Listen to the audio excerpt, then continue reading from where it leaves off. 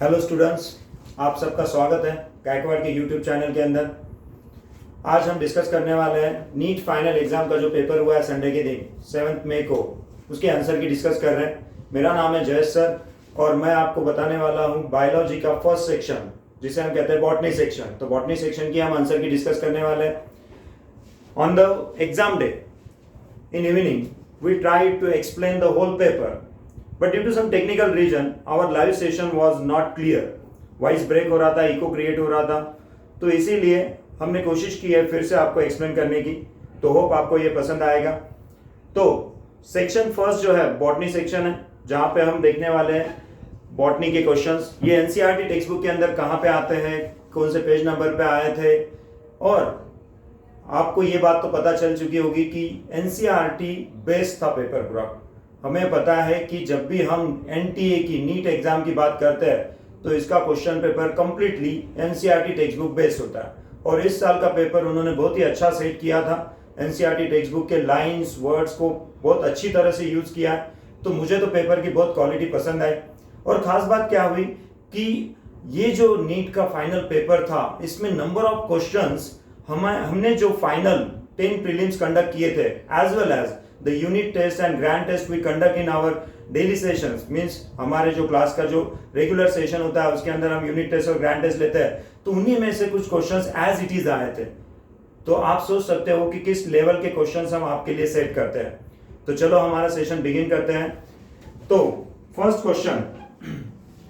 Question is how many ATP and NADP H2s are required for the synthesis of one glucose molecule during Kelvin cycle. तो Kelvin cycle है, that means this question belongs to photosynthesis topic। तो photosynthesis के अंदर जहां पे Kelvin cycle discuss की जाती है, वहां पे Kelvin cycle के एंड में आपको बताया जाता है कि एक ग्लूकोज के लिए क्या क्या रिक्वायरमेंट होती है। तो 6 CO2 की जरूरत होती है, साथ में क्या लिखा था, और साथ में लिखा था 18 ATPs एंड 12 NADP H2s। तो इसीलिए करेक्ट आंसर क्या हुआ बच्चों, सेकेंड। तो डायरेक्ट आंसर है, क्लियरली एनसीईआरटी में दिया है। नेक्स्ट क्वेश्चन, तो नेक्स्ट क्वेश्चन है large colourful flowers with nectar are seen in. तो large colourful flowers with nectar, तो हमें पता है कि ये जो पॉइंट है कहां से आ रहा है, sexual reproduction in flowering plant, जहां पे हम पॉलिनेशन के बारे में डिस्कस करते हैं। और पॉलिनेटिंग एजेंसीज जो होती है दो टाइप की है, अबायोटिक एंड बायोटिक। तो नेक्टर की जरूरत जो होती है किससे होती है, ऑब्वियसली बायोटिक एजेंसीज को जरूरत होती है। लार्ज कलरफुल है मींस वो अट्रैक्टिव फ्लावर है, तो इसकी जरूरत भी किसे होती है, बायोटिक फैक्टर को होती है। तो बायोटिक एजेंसीज में मोस्ट कॉमन कौन सा है, तो वो है इंसेक्ट एंटेमोफाइलस। तो इसीलिए करेक्ट आंसर जो है इंसेक्ट पॉलिनेटिंग प्लांट। तो हमारे sexual reproduction in flowering plant इस टॉपिक के अंदर पेज नंबर 30 पे अगर आप देखते हो तो सेकंड पैराग्राफ के स्टार्टिंग की लाइन है ये, large colourful flowers with nectar are seen in. ठीक है, चलो नेक्स्ट क्वेश्चन। तो नेक्स्ट क्वेश्चन है The phenomenon of pleiotropism refers to pleiotropism कहां पे देखा था, तो प्लियोट्रोपिज्म जो है ये प्रिंसिपल ऑफ इनहेरिटेंस टॉपिक के अंदर आता है, जहां पे जेनेटिक डिसऑर्डर्स की बात करते हैं हम, या नियोमेंडालिज्म जिसे कहा जाता है, या पोस्ट मेंडालिज्म जिसे हम कहते हैं। तो वहां पे हम प्लियोट्रोपी देखते हैं। तो ये प्लियोट्रोपी के अंदर हमने क्या देखा था कि एक पर्टिकुलर जीन जो है वो एक से ज्यादा फिनोटाइपिक एक्सप्रेशन देता है। तो अगर हमें अब स्टेटमेंट्स को देखना है तो यहाँ पे स्टेटमेंट्स को अगर हम पढ़ते हैं तो हमें दिखाई दे रहा है कि थर्ड स्टेटमेंट जो है, a single gene affecting multiple phenotypic expression, multiple, जैसे मैंने एक्सप्लेन किया था कि प्लियोट्रोपिज्म क्या है, तो डायरेक्टली हमें दिखाई दे रहा है कि थर्ड ऑप्शन में। तो इसीलिए करेक्ट आंसर क्या हुआ, थर्ड हुआ। बाकी की अगर हम पढ़ते भी है तो हमें पता चलता है कि नहीं ये तो गलत है। प्रेजेंस ऑफ सेवरल अलील्स, ये तो मल्टीपल अलीलिज्म हुआ, सेवरल अलील जब भी बोला जाएगा। Presence of 2 alleles each of 2 genes controlling a single trait, तो सिंगल ट्रेट बोलने के बाद ये भी गलत हुआ। नेक्स्ट है more than 2 genes affecting a single character, more than 2 genes, तो ये भी गलत होगा क्योंकि प्लियोट्रोपिज्म में हम कहते हैं कि सिंगल जीन है जो एक से ज्यादा फिनोटाइपिक एक्सप्रेशन देता है। ठीक है, तो इसीलिए करेक्ट आंसर हुआ third. Next question, frequency of recombination between gene pair on the same chromosome as measured on the distance between genes map their position on chromosome was used by first time by, किसने use किया था। तो यहाँ पे हमें scientist का नाम identify करना है। तो हम साइंटिस्ट के नाम देख रहे हैं, फर्स्ट है थॉमस एंड मॉर्गन, सेकेंड है सुटॉन एंड बोरी, थर्ड है अल्फ्रेड स्टुअर्ट वैन एंड हेंकिंग। तो चारों के नाम जो है हमारे किस टॉपिक के अंदर आते हैं, तो हमें पता है कहाँ पे देखा था ये हमने, जहां पे हम देखते हैं जीन की बात करते हैं, डीएनए की बात करते हैं, तो वहीं पे ये आता है। और वो टॉपिक कौन सा है, प्रिंसिपल ऑफ इनहेरिटेंस, इनहेरिटेंस के बारे में। तो फर्स्ट नाम जो है थॉमस हंट मॉर्गन, तो ये किसके लिए था, तो ये लिंकेज के लिए है। तो लिंकेज के लिए मॉर्गन का नाम आता है।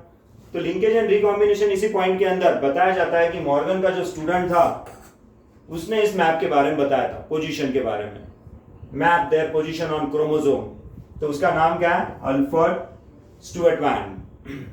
तो इसीलिए करेक्ट आंसर क्या हुआ, थर्ड। फिर भी बाकी के साइंटिस्ट के नाम अगर वेरीफाई करते हैं तो सुटान एंड बोरिस क्या दिया था उन्होंने, chromosomal theory of inheritance. Henking sex determination के बारे में बताया था। तो इसीलिए करेक्ट आंसर क्या हुआ, अल्फ्रेड स्टुअर्ट वैन। नेक्स्ट, चलो हमें पता है कि आजकल नीट के पेपर जो होते हैं वो थोड़े लेंथी बनाने के लिए स्टेटमेंट बेस्ड क्वेश्चन आते हैं, और हमने जैसे सोचा था वैसे ही हो रहा है, स्टेटमेंट बेस्ड क्वेश्चन आ रहा है। और इस साल हमने ये भी सोचा है कि असर्शन रीजन आने वाले हैं, और हमने देखा है असर्शन रीजन भी आ चुके हैं।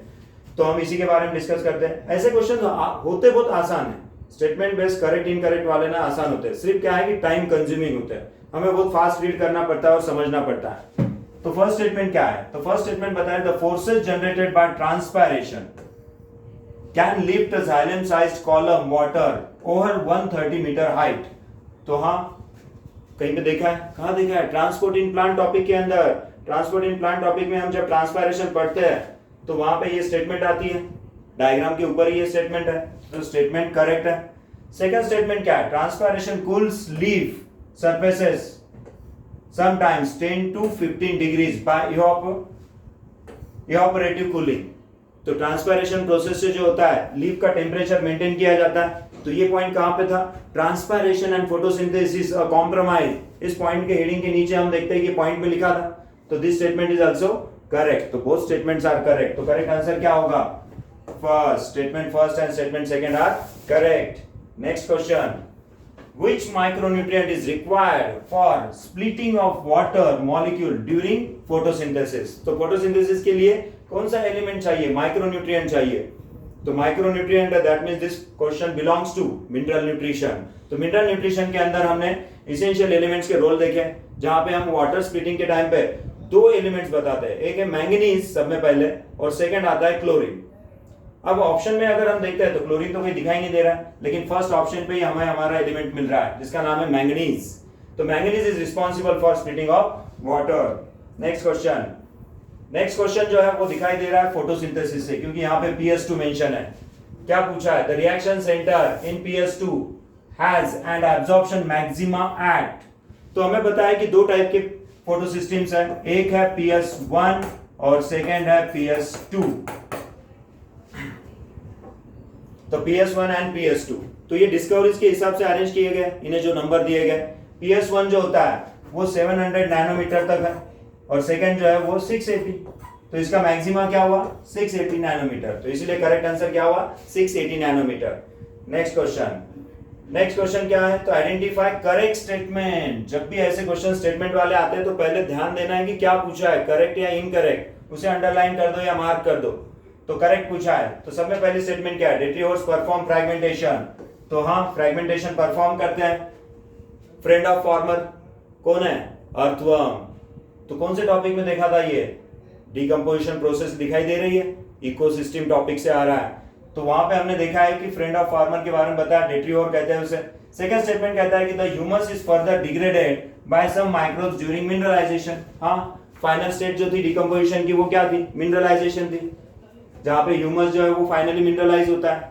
तो this statement is also correct.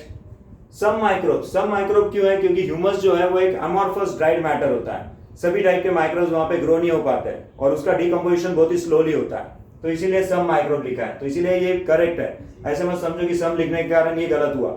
Next statement, water soluble inorganic nutrients, water soluble inorganic nutrients go down into the soil and get precipitated by the process called leaching।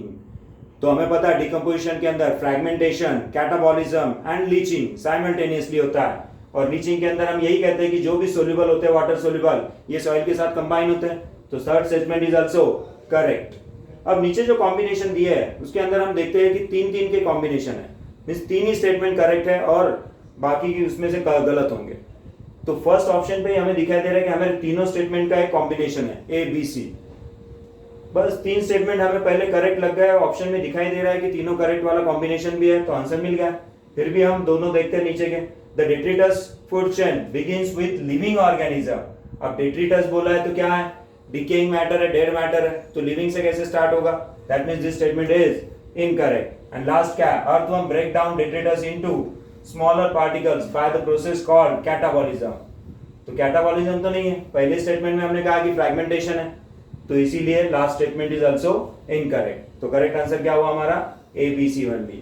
Next, the thickness of ozone in the column of air in atmosphere is measured in terms of, कहां से आ रहा है question, environmental issue. Environmental issue में जहां पे ozone depletion discuss किया जाता है वहां पे हम देखते हैं कि ओजोन डिप्लेशन हेडिंग के नीचे पैराग्राफ जब एंड होता है तो एक बोल्ड लेटर में वर्ड था, क्या वर्ड था, डॉप्सन यूनिट। तो इसीलिए करेक्ट आंसर क्या हुआ, फर्स्ट, बाकी की पढ़ने की जरूरत ही नहीं है।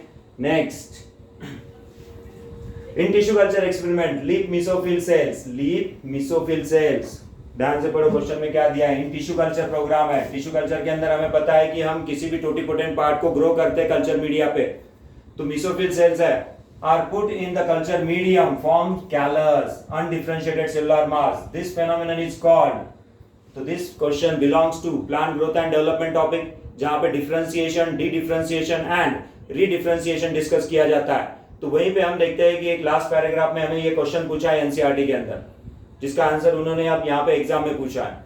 तो क्या आंसर है, तो हमने बताया था कि जब भी कोई parenchymatous cell, means mesophyll cell कौन से है, पैरेनकाइमेटस सेल्स है, जिन्हें हम क्लोरेनकाइमेटस कहते हैं, chlorophyll contain means chloroplast containing high number of chloroplast, तो ये परमानेंट है, परमानेंट है, that means they are non dividing. तो नॉन डिवाइडिंग सेल्स को हम कल्चर मीडिया पे रख के डिवाइडिंग सेल्स में कन्वर्ट कर रहे हैं, किसमें कन्वर्ट कर रहे हैं, डिवाइडिंग। तो नॉन डिवाइडिंग से डिवाइडिंग होने की प्रोसेस को हम कहते हैं डी डिफरेंशिएशन, क्योंकि स्टार्टिंग में जब meristematic cells non dividing phase में जाती है तो उसे हम कहते हैं डिफरेंशिएशन, लेकिन नॉन डिवाइडिंग से जब वो फिर से डिवाइडिंग होती है तो यहां पे डिफरेंशिएशन को हम रिमूव करते हैं। डी वर्ड का मीनिंग क्या होता है, रिमूवल, तो हमने यहाँ पे डिफरेंशिएशन को रिमूव किया, इसीलिए आंसर क्या हुआ, डी डिफरेंशिएशन। नेक्स्ट, तो नेक्स्ट क्वेश्चन फिर से असर्शन रीजन, हमने सोचा ही था इस साल असर्शन रीजन आएगा। लास्ट ईयर जो थे वो statement 1, statement 2, correct incorrect statement ऐसे ही क्वेश्चन थे, असर्शन रीजन नहीं था, लेकिन इस साल आने की गारंटी थी और आ चुका है। क्या पूछा है, ATP is used as a two-step in glycolysis. ATP is used at 2 steps in glycolysis. तो क्वेश्चन दिखाई दे रहा है, रेस्पिरेशन टॉपिक से आ रहा है, glycolysis which is a common pathway for aerobic and anaerobic respiration। तो ग्लाइकोलाइसिस को समझने के लिए हमने बताया था कि स्टार्टिंग में प्रिपरेटरी फेज होती है जहां पे एनर्जी को यूटिलाइज किया जाता है। तो फर्स्ट स्टेप में जहां पे ग्लूकोज को एक्टिवेट किया जा रहा है हेक्सोकाइनेज द्वारा, तो एटीपी यूटिलाइज हो रहा है। और जो थर्ड स्टेप है जहां पे fructose 6 phosphate is converted into fructose 1,6 diphosphate, वहां पे भी एक एटीपी यूटिलाइज किया जा रहा है। तो बराबर है, दो स्टेप में यूटिलाइज, दो स्टेप्स जो है वो एटीपी को यूटिलाइज कर रहे हैं, तो असर्शन इज करेक्ट। तो हमने बता दिया कि ये कहां पे यूटिलाइज होता है, तो रीजन के अंदर वो एक्सप्लेनेशन आना चाहिए। तो देखते हैं रीजन में क्या दिया है। तो first ATP is used in converting glucose into glucose 6 phosphate, तो हाँ बराबर है, ये फर्स्ट स्टेप है जो एक्सोकाइनेज कैटालाइज कर रहा है। एंड सेकंड स्टेप कहां पे है, जहां पे एटीपी यूटिलाइज किया जा रहा है, तो conversion of fructose 6 phosphate into fructose 1,6 diphosphate, तो ये भी सही है। जो थर्ड स्टेप है हमारी रेट लिमिटिंग स्टेप भी कहते हैं हम इसे, तो यहीं पे एटीपी यूटिलाइज किया जाता है, तो सही दिया तो दिया है रीजन। तो इसीलिए assertion and reason are true and reason is a correct explanation of assertion. तो ऐसा ऑप्शन कौन सा होता है, फर्स्ट वाला होता है, तो इसीलिए करेक्ट आंसर क्या हुआ, फर्स्ट। नेक्स्ट में क्या है, in the equation GPP minus R equals to NPP, GPP is a gross primary productivity, NPP is a net primary productivity and R is, तो आर क्या होगा, तो कहां पे देखा है, इकोसिस्टम टॉपिक। इकोसिस्टम के अंदर जब हम किसी भी इकोसिस्टम का फंक्शन देखते हैं तो सब में पहला फंक्शन कौन सा आता है, प्रोडक्टिविटी। तो प्रोडक्टिविटी के अंदर हमने बताया था कि जो प्राइमरी प्रोडक्टिविटी होती है वो दो टाइप की, एक ग्रॉस और एक नेट प्राइमरी प्रोडक्टिविटी। तो ग्रॉस बोले तो ओवरऑल प्रोडक्शन, लेकिन ओवरऑल प्रोडक्शन के लिए जो भी हम खर्चा करते हैं उसे माइनस करके जो बचता है वो होता है नेट। तो माइनस हमने क्या किया, तो माइनस जो होता है वो हमारा एनर्जी का कंजम्पशन होता है, और एनर्जी का कंजम्पशन कब होता है, जब हम रेस्पिरेशन परफॉर्म करते हैं, तो वो रेस्पिरेटरी लॉस है। तो इसीलिए आर का मीनिंग क्या हुआ, R is here respiratory loss. तो करेक्ट आंसर क्या हुआ, third. Next, among the evil quartet which one is considered the most important cause driving extinction of species? तो extinction of species, अरे ये क्वेश्चन कहां पे दिखाई दे रहा है, ऐसे लगता है कि ये बॉटनी सेक्शन का नहीं है। तो बॉटनी सेक्शन का नहीं है, कहां से आता है, तो biodiversity and conversion. Biodiversity and conversion वैसे तो जूलॉजी वाले पढ़ाते हैं, लेकिन कोई बात नहीं, हम तो बायो के टीचर है, हमें तो सब पता होना चाहिए। तो बायोडायवर्सिटी एंड कन्वर्जन इस टॉपिक के अंदर लॉस ऑफ बायोडायवर्सिटी आ रहा है, वही हमारे लिए करेक्ट है। ऐसे नहीं कि फर्स्ट नंबर पे इसलिए करेक्ट है। सेकंड में क्या लिखा है, over exploitation for economic gain. Actually economic gain के लिए नहीं होता है, नेचुरल रिसोर्सेज को पाने के लिए होता है। वो इकोनॉमिक होगा या नहीं होगा वो आगे की बात है, लेकिन पहले नेचुरल को, तो इसीलिए सेकंड वाला तो इनकरेक्ट हुआ। एलियन स्पीसीज इन्वेंशन, ये तो कुछ प्रॉब्लम नहीं है, वो कहां हमारे बीच में आते इतने कि हमारे स्पीसीज को एक्सटिंक्ट करेंगे, वो तो मेहमान है। नेक्स्ट, को एक्सटिंक्शंस, तो ये तो कोई रीजन नहीं होता, इसीलिए करेक्ट आंसर क्या है, हैबिटेट लॉस। तो हैबिटेट जब लॉस होता है तभी वो ऑर्गेनिज्म जो होता है अनफेवरेबल कंडीशन में, तो वो वहां पे सर्वाइव नहीं कर सकता, तो इसीलिए वो एक्सटिंक्ट होता है वहां से। तो इसीलिए करेक्ट आंसर क्या हुआ, first. Next, spraying of which of the following phytohormone, phytohormone है मींस क्या है, पीजीआर, प्लांट ग्रोथ रेगुलेटर, कहां पे आता है, plant growth and development topic में। On juvenile conifers, juvenile conifers जो कोन शेप के प्लांट्स होते हैं, जिम्नोस्पर्मिक प्लांट जैसे conifers, help hasten the maturity period that leads to early seed production. तो सीड प्रोडक्शन को प्रमोट करने के लिए हम कौन से हार्मोन को यूज करते हैं, तो एनसीईआरटी टेक्स्ट बुक के अंदर जब हम सेकेंड हार्मोन डिस्कस करते हैं, कौन सा, गिब्बरलिन्स या जिब्बरलिन बोलो, तो गिब्बरलिन जो होता है वो हम स्प्रे करते हैं कोनिफर्स पे, जो वेजिटेटिव फेज को रिड्यूस करता है और मैच्योरेशन को प्रमोट करता है। वो मैच्योर कब होता है, जब उसकी रिप्रोडक्टिव फेज स्टार्ट होती है, तो में सीड फॉर्मेशन है, तो इसीलिए आंसर होगा गिब्बरलिक एसिड। समझ में आ गई बात, तो बुक के अंदर एज इट इज दिया है गिब्बरलिन के लास्ट पैराग्राफ में। Next, unequivocal proof that DNA is a genetic material was first proposed by, unequivocal। अब हमें बताया DNA as a genetic material की डिस्कवरी में सब में पहला एक्सपेरिमेंट हम डिस्कस करते हैं ग्रिफ्ट का। तो ग्रिफ्ट के एक्सपेरिमेंट में डीएनए जेनेटिक ये तो नहीं बताया, लेकिन ट्रांसफॉर्मेशन बताया था। उसी फेनोमेनन को स्टडी करते हैं एवरी, मैक्लाइड एंड मैककार्टी, ये तीन साइंटिस्ट, लेकिन इन्होंने टेस्ट ट्यूब में किया था, तो इसलिए नंबर ऑफ साइंटिस्ट ने एक्सेप्ट नहीं किया। और जो अनइक्विवोकल प्रूफ है वो किसने दिया था, तो वो थे हमारे हर्शीज एंड चेस। तो इसीलिए करेक्ट आंसर क्या हुआ, second, Alfred Hershey's and Martha Chase. Next, what is the role of RNA polymerase 3 in the process of transcription in eukaryotes. Eukaryote के अंदर जब ट्रांसक्रिप्शन होती है, ट्रांसक्रिप्शन क्या होता है बच्चों, तो ट्रांसक्रिप्शन होता है डीएनए से आरएनए बनाने की प्रोसेस। तो ऑब्वियसली यहाँ पे आरएनए बनने वाला है, और आरएनए बनाने के लिए हमें चाहिए आरएनए पॉलीमरेज, लेकिन आरएनए पॉलीमरेज हमारे तीन टाइप के, RNA polymerase 1, RNA polymerase 2 and RNA polymerase 3। तो जब हम molecular basis of inheritance topic पढ़ते हैं, तो वहां पे ट्रांसक्रिप्शन के अंदर पेज के स्टार्टिंग में ये आरएनए का नाम दिया है, तो वहां पे पता चलता है कि ये ट्रांसक्रिप्शन करता है टीआरएनए की, 5 आरएनए की और एसएनआरएनए की। तो इसीलिए करेक्ट आंसर है सेकेंड, जो पॉलीमरेज 3 परफॉर्म करता है। ठीक है, next, Among the eukaryote, replication of DNA takes place in, बहुत ही आसान क्वेश्चन पूछा है कि यूकैरियोट के अंदर डीएनए रेप्लिकेशन कब होता है, जब सेल डिवाइड होती है। तो सेल डिवाइड होते समय हमें पता है कि यहाँ पे दो फेजेस है, एक है इंटरफेज और दूसरी है यंग फेज। और इंटरफेज को समझने के लिए हमने इसे डिवाइड किया है, किस में डिवाइड किया है हमने, G1, S and G2। And specially cell division कब स्टार्ट होता है, जब यस बिगिन होता है, फर्स्ट चेक पॉइंट जब क्रॉस करता है इंटरफेज, तभी सेल डिवीजन एक्चुअली स्टार्ट होता है। And it is recognised by replication of DNA which occur in S phase. तो करेक्ट आंसर है S phase. Next, Which of the following stage of meiosis involve division of centromere? Centromere divide कब होता है? तो centromere क्या होता है? Chromosome का पार्ट है, ये सेपरेट कब होता है? जब क्रोमोसोम सेपरेट होते हैं। एंड क्रोमोसोम कौन सी स्टेट में सेपरेट होता है? तो वो होती है हमारी यम फेज की एनाफेज। तो हमारा एनाफेज वाला ऑप्शन तो एक ही है, भले वो सेकंड लिखा होगा। तो सेकंड लिखा है, दैट मींस ये कहां का पार्ट है? मियोसिस सेकंड का पार्ट है। तो मियोसिस सेकंड में ही एक्चुअली ये सेपरेट होते हैं, जो एक टाइप का माइटोटिक डिवीजन है। तो करेक्ट आंसर है anaphase second. Next, the historic convention on biological diversity, the earth summit was held in Rio de Janeiro in the year, कब हुआ था ये? तो कहां का क्वेश्चन है? तो बायोडाइवर्सिटी एंड ऑर्गेनिज्म का क्वेश्चन है, जहां पे कंजर्वेशन की बात की जाती है। तो ये समिट कब हुआ था? तो ये हुआ था 1992 में। करेक्ट आंसर है।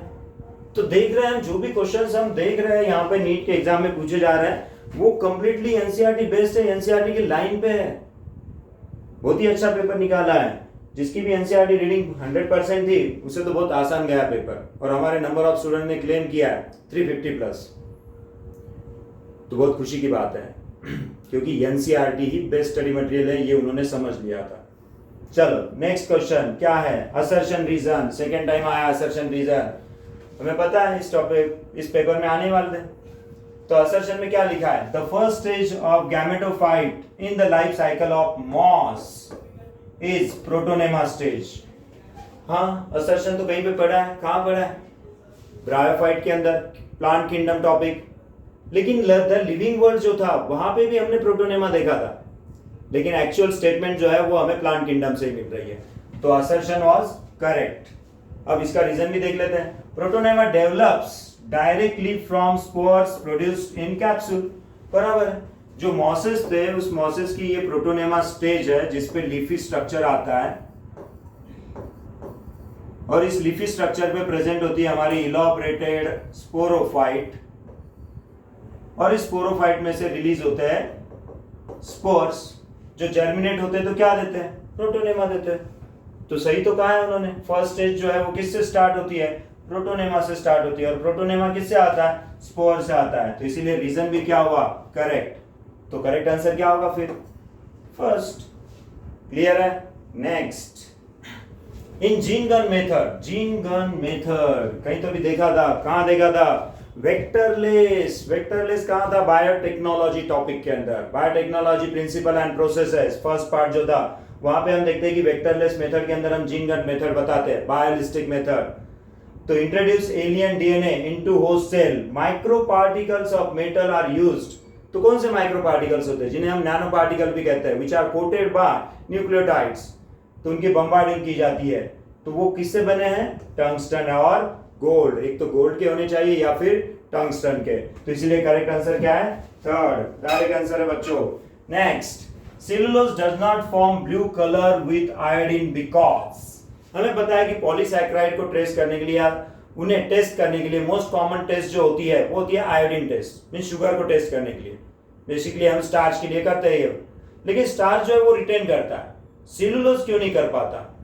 तो बायोमोलिक्यूल इस टॉपिक के अंदर जो पॉलीसैकेराइड वाला बीट था, उसकी लास्ट लाइन थी जहां पे हम देखते हैं कि it does not contain complex helix, that's why it failed to hold I2 बोले तो आयोडीन। तो इसीलिए करेक्ट आंसर है थर्ड ऑप्शन, बायोमोलिक्यूल टॉपिक से।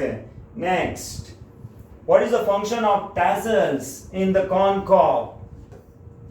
अब ये टैसल्स क्या होते हैं? तो कॉर्नकॉब का पार्ट है, जहां पे ये पोलन ट्रैप करने के लिए होता है। डायरेक्ट आना चाहिए, कहां पे था? Pollination topic, pollination beat, sexual reproduction in flowering plant. तो इसीलिए करेक्ट आंसर क्या है? To trap pollen grains. Next, axile placentation is observed in, axile placentation हमें पता है कौन से टॉपिक में आ रहा है? Morphology of flowering plant. और मॉर्फोलॉजी ऑफ फ्लावरिंग प्लांट पे जब भी क्वेश्चन आता है तो वो एग्जांपल बेस ही होता है मोस्टली। तो मोस्टली एग्जांपल बेस है, तो इस यहाँ पे भी एग्जांपल ही पूछे। तो क्या क्या पूछा है? एक्साइल प्लासेंटेशन है। एक्साइल प्लासेंटेशन का मीनिंग क्या होता है? कि सेंट्रल एक्सिस जो होती है ओरी की या फ्रूट की, उसके अंदर सीड्स जो होते हैं वो सेंट्रल एक्सिस को अटैच होते हैं, और यहाँ पे पार्टीशन होता है प्रेजेंट। तो पार्टीशन इसलिए ये एक्साइल है, पार्टीशन नहीं रहते तो इसे फ्री सेंट्रल कहा जाता था। तो एक्साइल प्लेसेंटेशन किस में देखा जा रहा है? तो पहला ऑप्शन देखते तो मस्टर्ड है, यहाँ पे तो पॉड होती है, मार्जिनल प्लेसेंटेशन देखा जाता है, तो ये तो ऑप्शन आएगा नहीं पूरा। चाइना रोज, हाँ चाइना रोज में तो प्रेजेंट है, लेकिन आगे सेकंड ऑप्शन लिखा है बीन्स, ये भी पॉड प्रोड्यूसिंग है, तो यहाँ पे मार्जिनल है, ये भी नहीं आएगा। नेक्स्ट है टोमेटो, डायंथस, और फिर से यहाँ पे एक पॉड प्रोड्यूसिंग है पी। तो तीनों ऑप्शन के अंदर हमें एक मिल रहा है कि ये गलत है, तो इसीलिए फिर सही आंसर क्या है? China rose, petunia and lemon. Correct है बच्चों। नेक्स्ट, तो नेक्स्ट है in angiosperm the haploid, diploid and triploid structure. Haploid, diploid and triploid structure, तो प्लॉइडी लेवल के बारे में पूछा है, क्रोमोसोम के सेट के बारे में पूछा है। तो क्रोमोसोम के नंबर जो होते हैं हैप्लॉइड, डिप्लॉइड और ट्रिप्लॉइड कहाँ देखे जाते हैं? तो फर्स्ट ऑप्शन में दिख रहा है सिनर्जिड्स, तो हाँ सिनर्जिड हैप्लॉइड होते हैं। सेकंड ऑप्शन लिखा है प्राइमरी एंडोस्पर्म न्यूक्लियस, लेकिन ये तो ट्रिप्लॉइड होता है, दैट मींस ये गलत हुआ। नेक्स्ट एंटीपोडल, हाँ ये हैप्लॉइड है। सेकंड सिनर्जिड, अरे सिनर्जिड भी हैप्लॉइड है, तो यहाँ पे तो इन्होंने डिप्लॉइड पूछा है सेकंड नंबर पे, तो ये भी क्या हुआ? गलत हुआ। थर्ड सिनर्जिड, हाँ हैप्लॉइड है। Zygote, zygote is always diploid, this is the product of syngamy, male और फीमेल गैमेट का प्रोडक्ट होता है, तो ये डिप्लॉइड बनता है। और प्राइमरी एंडोस्पर्म न्यूक्लिया जो डबल फर्टिलाइजेशन का कैरेक्टरिस्टिक है, मींस प्रोडक्ट है डबल फर्टिलाइजेशन का, तो ये ट्रिप्लॉइड होता है। तो हमें हैप्लॉइड, डिप्लॉइड एंड ट्रिप्लॉइड तो मैच कर रहा है, इसीलिए करेक्ट आंसर हुआ थर्ड। ओके, और लास्ट भी अगर देखते हैं तो यहाँ पे हैप्लॉइड, हैप्लॉइड और पोलर न्यूक्लिया है जो N+N है, तो देखा जाए तो यहाँ पे N आ गया, तो ये भी इनकरेक्ट होगा। Next, express sequence tag EST refers to. EST कहाँ पे आए थे ये सीक्वेंस टैग?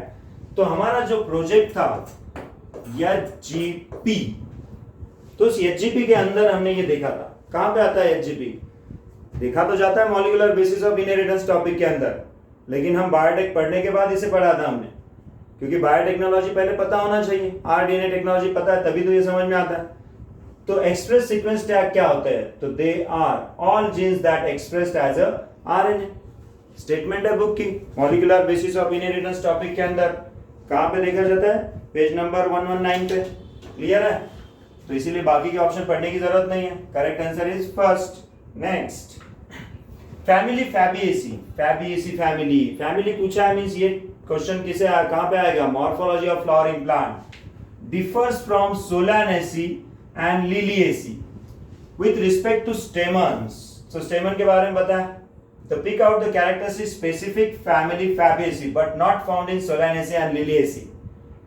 तो हमें पता है कि ये जो फैबिएसी फैमिली है इसका एग्जांपल है पी प्लांट, जो हमें कॉमनली याद रहता है क्योंकि पी प्लांट मेंडेलिज्म में भी आता है। और हम देखते हैं कि पी प्लांट के अंदर डायअडल्फस कंडीशन है 9+1 की, तो 9+1 की कंडीशन है डायअडल्फस, जो हमें सिर्फ फैबिएसी में मिलती है।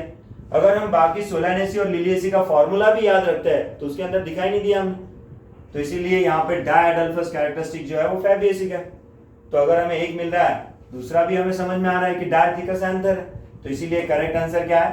फर्स्ट।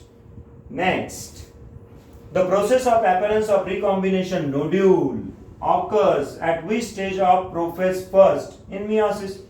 तो सेल साइकिल टॉपिक से आ रहा है, हमें पता है सेल साइकिल के अंदर मियोसिस जब हम पढ़ते हैं तो meiosis first is divided into 5 sub stages for better understanding, leptotene, zygotene, pachytene, diplotene and diakinesis.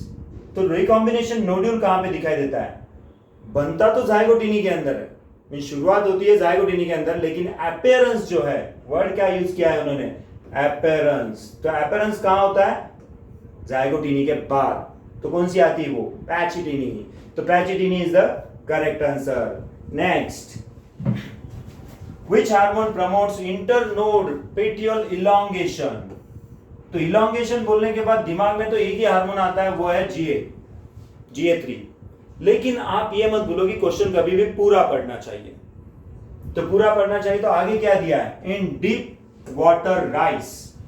अब डीप वाटर राइस बोलने के बाद ऑब्वियसली कुछ तो भी अलग होगा, और हमने एनसीईआरटी के अंदर जब 4th वाला हार्मोन स्टडी किया था plant growth and development topic के अंदर, वो था एक गैसियस वोलाटाइल हार्मोन। क्या नाम है उसका?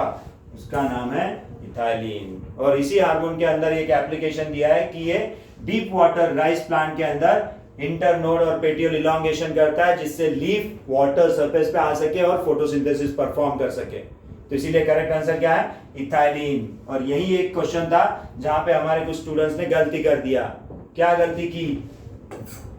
इलॉन्गेशन तक ही पढ़ा और फर्स्ट ऑप्शन पे ही दिखा, क्योंकि स्टार्टिंग से जो क्वेश्चंस वो देखते आ रहे हैं सब एनसीईआरटी बेस्ड है, आसान लग रहा है, आसान लग रहा है। तो उन्हें लगा ये भी बहुत आसान है। इलॉन्गेशन बोलने के बाद क्या दिमाग में आता है? GA3। लेकिन डीप वाटर राइस में था, तो इसीलिए करेक्ट आंसर क्या है? Ethylene. Next, upon exposure to UV radiation, DNA stained with ethidium bromide will show। ethidium bromide कहां पे? बायोटेक्नोलॉजी के अंदर जब हम डीएनए को आइसोलेट करते हैं, डीएनए को आइसोलेट करने के लिए हम चिल्ड इथेनॉल को यूज करते हैं, लेकिन वहां पे हम इथिलियम ब्रोमाइड नहीं यूज करते। कहां पे यूज करते हैं? जब डीएनए के फ्रैगमेंट्स हम बनाते हैं और उन फ्रैगमेंट्स को हम सेपरेट करते हैं इलेक्ट्रोफोरेसिस द्वारा, तो उस इलेक्ट्रोफोरेसिस के अंदर सेपरेटेड फ्रैगमेंट्स को स्टेन करने के लिए हम एक स्टेनिंग एजेंट यूज करते हैं जो कि हाईली डेंजरस होता है, इथिलियम ब्रोमाइड। नॉर्मली हमें क्लियर दिखाई देता है, वो नॉर्मली जो एगारोस की शीट होती है वो भी क्लियर दिखाई देती है, लेकिन जब उसे यूवी रेडिएशन में रखते हैं हम इथिलियम ब्रोमाइड को स्टेन करने के बाद, तो वो देता है हमें ब्राइट ऑरेंज कलर। तो इसीलिए करेक्ट आंसर है हमारा फोर्थ वाला ऑप्शन। क्लियर है? नेक्स्ट है फिर से स्टेटमेंट बेस्ड, थोड़ा सा टाइम कंज्यूमिंग। क्या दिया है? Endarch and exarch are the terms often used for describing position of secondary xylem in plant body. अरे यार कुछ तो भी गलत दिखाई दे रहा है। क्या गलत दिखाई दे रहा है? वो है सेकेंडरी जाइलम। जब हम कॉम्प्लेक्स टिश्यू स्टडी करते हैं, कौन से टॉपिक के अंदर? एनाटॉमी टॉपिक से आ रहा है बच्चों। तो एनाटॉमी ऑफ फ्लावरिंग प्लांट, इस टॉपिक के अंदर जब हम परमानेंट टिश्यू डिस्कस करते हैं, सिंपल एंड कॉम्प्लेक्स, तो कॉम्प्लेक्स टिश्यू के अंदर हम जाइलम देखते हैं सबसे पहले, और ये जाइलम से रिलेटेड है। लेकिन वो जाइलम कौन सा था? फर्स्ट वाला, प्राइमरी। इन्होंने यहाँ पे सेकेंडरी दिया है, तो इसीलिए ये स्टेटमेंट क्या हुई? इनकरेक्ट हुई। सेकंड स्टेटमेंट क्या है? Exarch condition is the most common feature of the root system. Exarch का मीनिंग क्या होता है? जब हम प्राइमरी जाइलम की बात करते हैं तो हम बताते हैं कि एक प्रोटोजाइलम होता है और एक होता है मेटाजाइलम। तो प्रोटो जब बाहर की तरफ होता है और मेटा सेंटर की तरफ होता है, तो ऐसी कंडीशन को हम कहते हैं एक्सार्च। और ये बहुत कॉमनली दिखाई देती है हमें किसके अंदर? रूट सिस्टम में। तो इसीलिए सेकंड स्टेटमेंट इज करेक्ट। तो कौन सा ऑप्शन है जो फर्स्ट को इनकरेक्ट बता रहा है और सेकंड को करेक्ट? तो वो है फोर्थ वाला। First statement is incorrect and second statement is true. तो इसीलिए करेक्ट आंसर हुआ 4। नेक्स्ट क्या है question? Movement and accumulation of ions across membrane against their concentration gradient. Against बोला है, कैन बी एक्सप्लेन बाय। तो जब भी हम अगेंस्ट कॉन्सेंट्रेशन ग्रेडियंट कहते हैं तो वहां पे प्रोसेस आ जाती है एक्टिव ट्रांसपोर्ट, क्योंकि बाकी सब तो कॉन्सेंट्रेशन ग्रेडियंट के साथ चलता है, simple diffusion as well as facilitate. और ऑस्मोसिस जो है वो तो सॉल्वेंट की मूवमेंट डिस्कस करता है। यहाँ पे एक्यूमुलेशन ऑफ आयंस बोला जा रहा है, वो भी across the membrane against concentration gradient. तो इसीलिए आंसर है active transport. Next, during the purification process for recombinant DNA technology addition of chilled ethanol precipitates. अभी थोड़ी देर पहले मैंने बोल दिया था कि डीएनए को आइसोलेट करने के लिए चिल्ड इथेनॉल को यूज करते हैं। तो कहां पे था? बायोटेक्नोलॉजी टॉपिक के अंदर, first topic principle and processes. तो डीएनए को आइसोलेट करने के लिए हम यूज करते हैं चिल्ड इथेनॉल को। तो इसलिए करेक्ट आंसर है second. Next, identify the pair of heterosporous pteridophyte among the following. तो हेटेरोस्पोरस टेरिडोफाइट है। टेरिडोफाइट कहां पढ़ा था बच्चों? प्लांट किंगडम के अंदर। तो प्लांट किंगडम के अंदर हमने बताया था कि कुछ टेरिडोफाइट ऐसे होते हैं जो प्रिकर्सर माने जाते हैं सीड हैबिटेट के। तो सीड हैबिटेट के प्रिकर्सर कौन थे? वो थे सेलोंजिनेला एंड सैल्विनिया। तो इसीलिए करेक्ट आंसर क्या है? सेकेंड। नेक्स्ट, यस यस कहा था हमने तब, एस स्क्वायर। नाउ फिर से स्टेटमेंट बेस्ड, लेकिन यहाँ पे असर्शन रीजन दिखाई दे रहा है। तो असर्शन एंड रीजन क्या दिया है? Assertion, late wood has a fewer xylary element with narrow vessels. तो लेट वुड है जो लेड बनता है, ऑब्वियसली क्या होता है कि वहां पे एनवायरमेंटल कंडीशन ज्यादा फेवरेबल नहीं होती है, तो ग्रोथ जो होती है वो स्लो डाउन होती है। तो स्लो डाउन होने के कारण उनके जो वेसल एलिमेंट्स है वो नैरो रह जाते।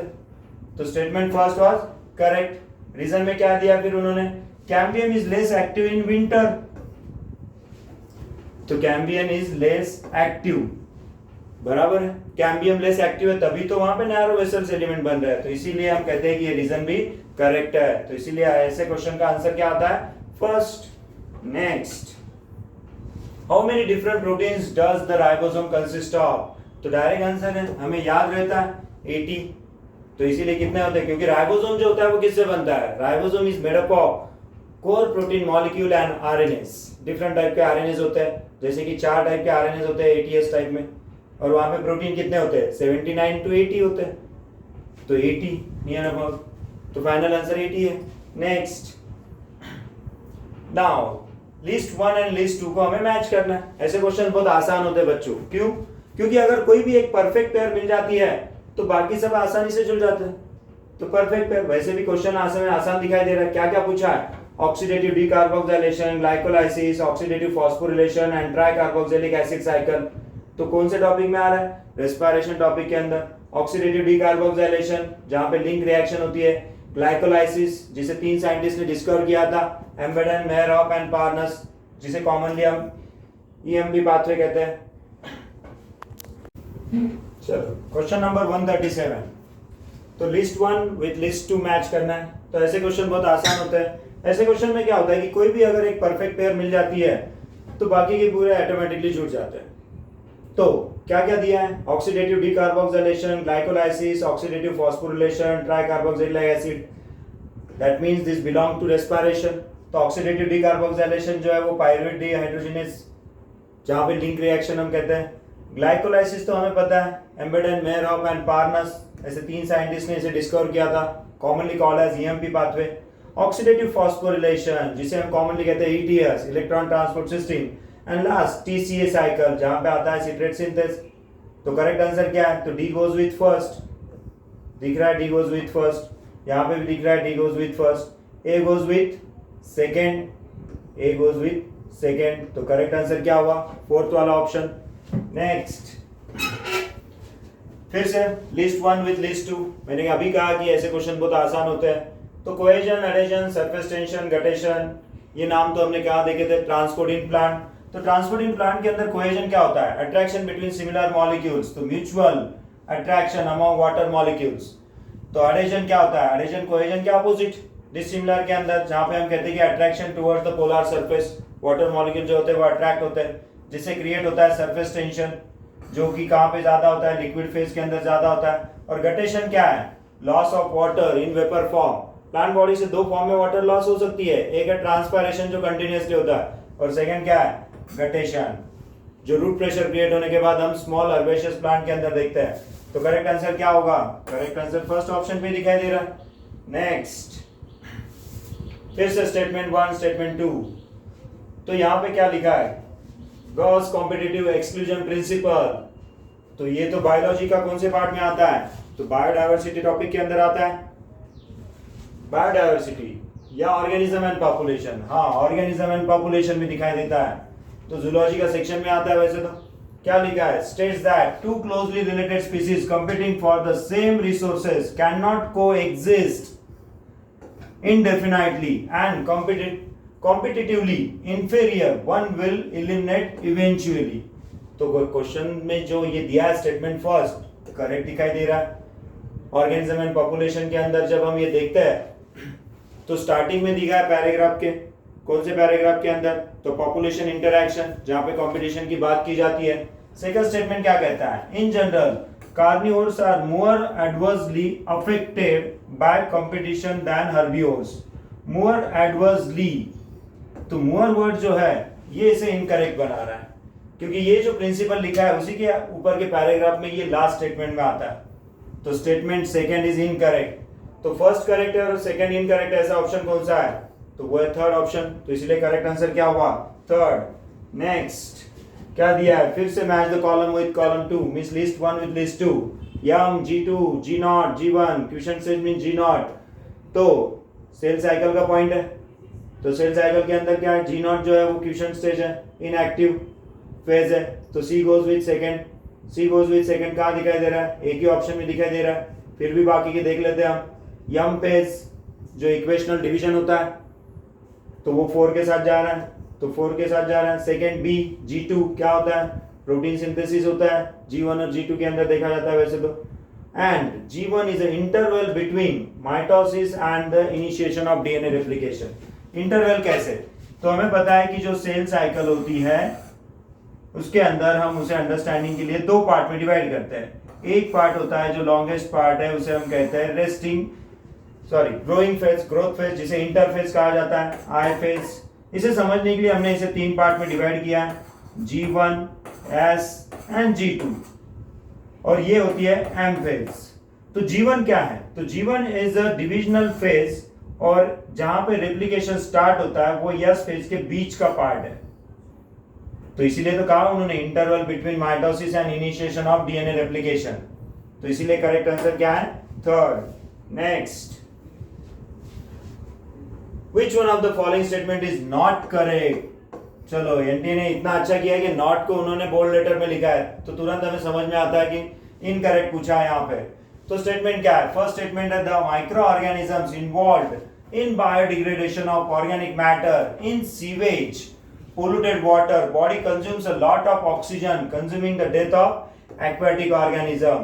तो हाँ सही दिखाई दे रहा है कि जब बायोडिग्रेडेशन परफॉर्म करते हैं ये माइक्रो ऑर्गेनिजम्स, तो ये डिजॉल्व ऑक्सीजन को खा लेते हैं, जिससे क्या होता है कि ये जो डिजॉल्व ऑक्सीजन का कॉन्सेंट्रेशन है वाटर बॉडी के अंदर कम हो रहा है, जिससे क्या होता है कि वो वाटर बॉडी तो खराब हो रही है, साथ में वहां पे जो एक्वेटिक ऑर्गेनिज्म है उनकी डेथ होने लगती है। Second statement, algal blooms caused by excess organic matter, algal blooms, water improves water quality and promote fishery and water quality improve हो रही है, कंप्लीटली रॉन्ग दिखाई दे रहा है। algal bloom जो होता है ये वाटर सरफेस पे रहता है, जिससे क्या होता है कि ये सनलाइट को पेनिट्रेट नहीं होने देते। सेकेंड, डिजॉल्व ऑक्सीजन का कॉन्सेंट्रेशन फिर से खराब होता है, कम होता है, तो वो वाटर बॉडी को तो खराब करते हैं, इंप्रूव थोड़ी ना करते हैं, और फिशरी को तो इनहिबिट करते हैं। तो that means second statement is incorrect. तो आगे की स्टेटमेंट पढ़ने की जरूरत नहीं है, फिर भी देख लेते हैं। Water hyacinth, Bengal terror, Eichhornia grows abundantly in eutrophic water bodies and leads to the imbalance in the ecosystem dynamic of the water body। तो हाँ सही है, एक ऑर्नामेंटल प्लांट है जो उसके फ्लावर के लिए और लीफ के स्ट्रक्चर के लिए जाना जाता है, जो हमने इंपोर्ट किया था फॉरेन से। हमारे यहाँ पे तो था नहीं, लेकिन उसने बहुत ही टेरर क्रिएट कर दिया, स्पेशली बंगाल के अंदर, इसीलिए तो बोला जाता है बंगाल टेरर।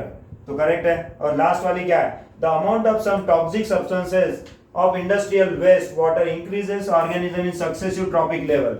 तो हाँ ये भी सही दिखाई दे रहा है। हमें पता है कि जो केमिकल टॉक्सिक सब्सटेंसेस होते हैं वो नॉन डिग्रेडेबल होते हैं, और वो जब फूड चेन में एंट्री लेते हैं their concentration increases by trophic level means successive increase देखा जाता है, जिसे हम bioaccumulation and biomagnification कहते हैं। तो इसीलिए लास्ट स्टेटमेंट भी क्या है, करेक्ट। तो करेक्ट आंसर क्या हुआ फिर, सेकेंड, क्योंकि हमें पूछा था नॉन करेक्ट। नेक्स्ट, फिर से असर्शन रीजन क्या बोला है, in gymnosperms the pollen grains are released from microsporangia and carried by air current. तो हाँ सही है, जिम्नोस्पर्मिक प्लांट जो होता है वो नॉन फ्लावरिंग प्लांट है, वहां पे अबायोटिक पॉलिनेटिंग एजेंसी है, और एयर पॉलिनेशन है जो डायरेक्ट पॉलिनेशन करती है। डायरेक्ट का मीनिंग क्या होता है कि पोलन ग्रेन डायरेक्टली माइक्रोपाइल में डिपॉजिट होती है ओवल बॉडी के। तो रीजन में क्या होना चाहिए फिर, रीजन में एक्सप्लेनेशन होना चाहिए। क्या दिया है, air carry the pollen grains to the mouth of archegonia. Archegonia के माउथ को थोड़ी बोला मैंने अभी कहा कि ओवल के माइक्रोपाइल में जाते हैं। Next, where the male gamete are discharge and pollen tube is not for, not बोला है इन्होंने, जबकि पोलन ट्यूब तो बनती है, वहां पे पोलन जर्मिनेट होती है, वो पेनिट्रेट करती है, मेल गैमेट को कैरी करती है टुवर्ड्स फीमेल गैमेट। तो सेकंड रीजन इज इनकरेक्ट। तो इसीलिए फिर करेक्ट आंसर क्या होगा, R is true and but R is, A is true and R is false. Next, which of the following combination required chemiosmosis. तो chemiosmosis कहां पे देखा था बच्चों, तो फोटोसिंथेसिस टॉपिक के अंदर जब हम लाइट फेज डिस्कस करते हैं तो फाइनली हम बताते हैं कि वहां पे एटीपी बनता है। कैसे बनता है, तो एक मेम्ब्रेन के अक्रॉस प्रोटॉन पंप क्रिएट होता है ड्यू टू प्रोटॉन ग्रेडियंट, और वहां पे एटीपेज नाम का जो प्रोटीन चैनल होता है F0 या F1 वो एक्टिव होता है और एटीपी सिंथेसाइज होता है, जो थैलाकोइड मेम्ब्रेन होता है उसके अक्रॉस से देखा जाता है।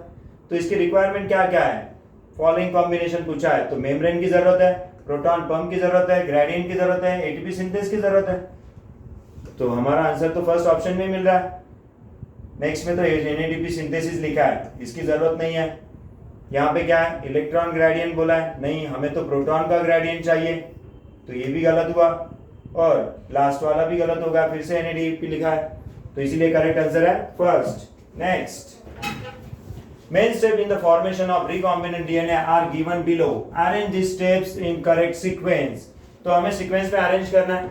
ऐसे क्वेश्चंस आते ही हमें पता है, क्योंकि पेपर को थोड़ा तो टाइम कंज्यूमिंग बनाना ही पड़ता है। Insertion of recombinant DNA into the host cell, insertion करना है तो ये तो हमारी लास्ट स्टेप होनी चाहिए, क्योंकि पहले तो डीएनए बनाना पड़ेगा, तो ए लास्ट में आना चाहिए। तो ऐसे दो ऑप्शन है।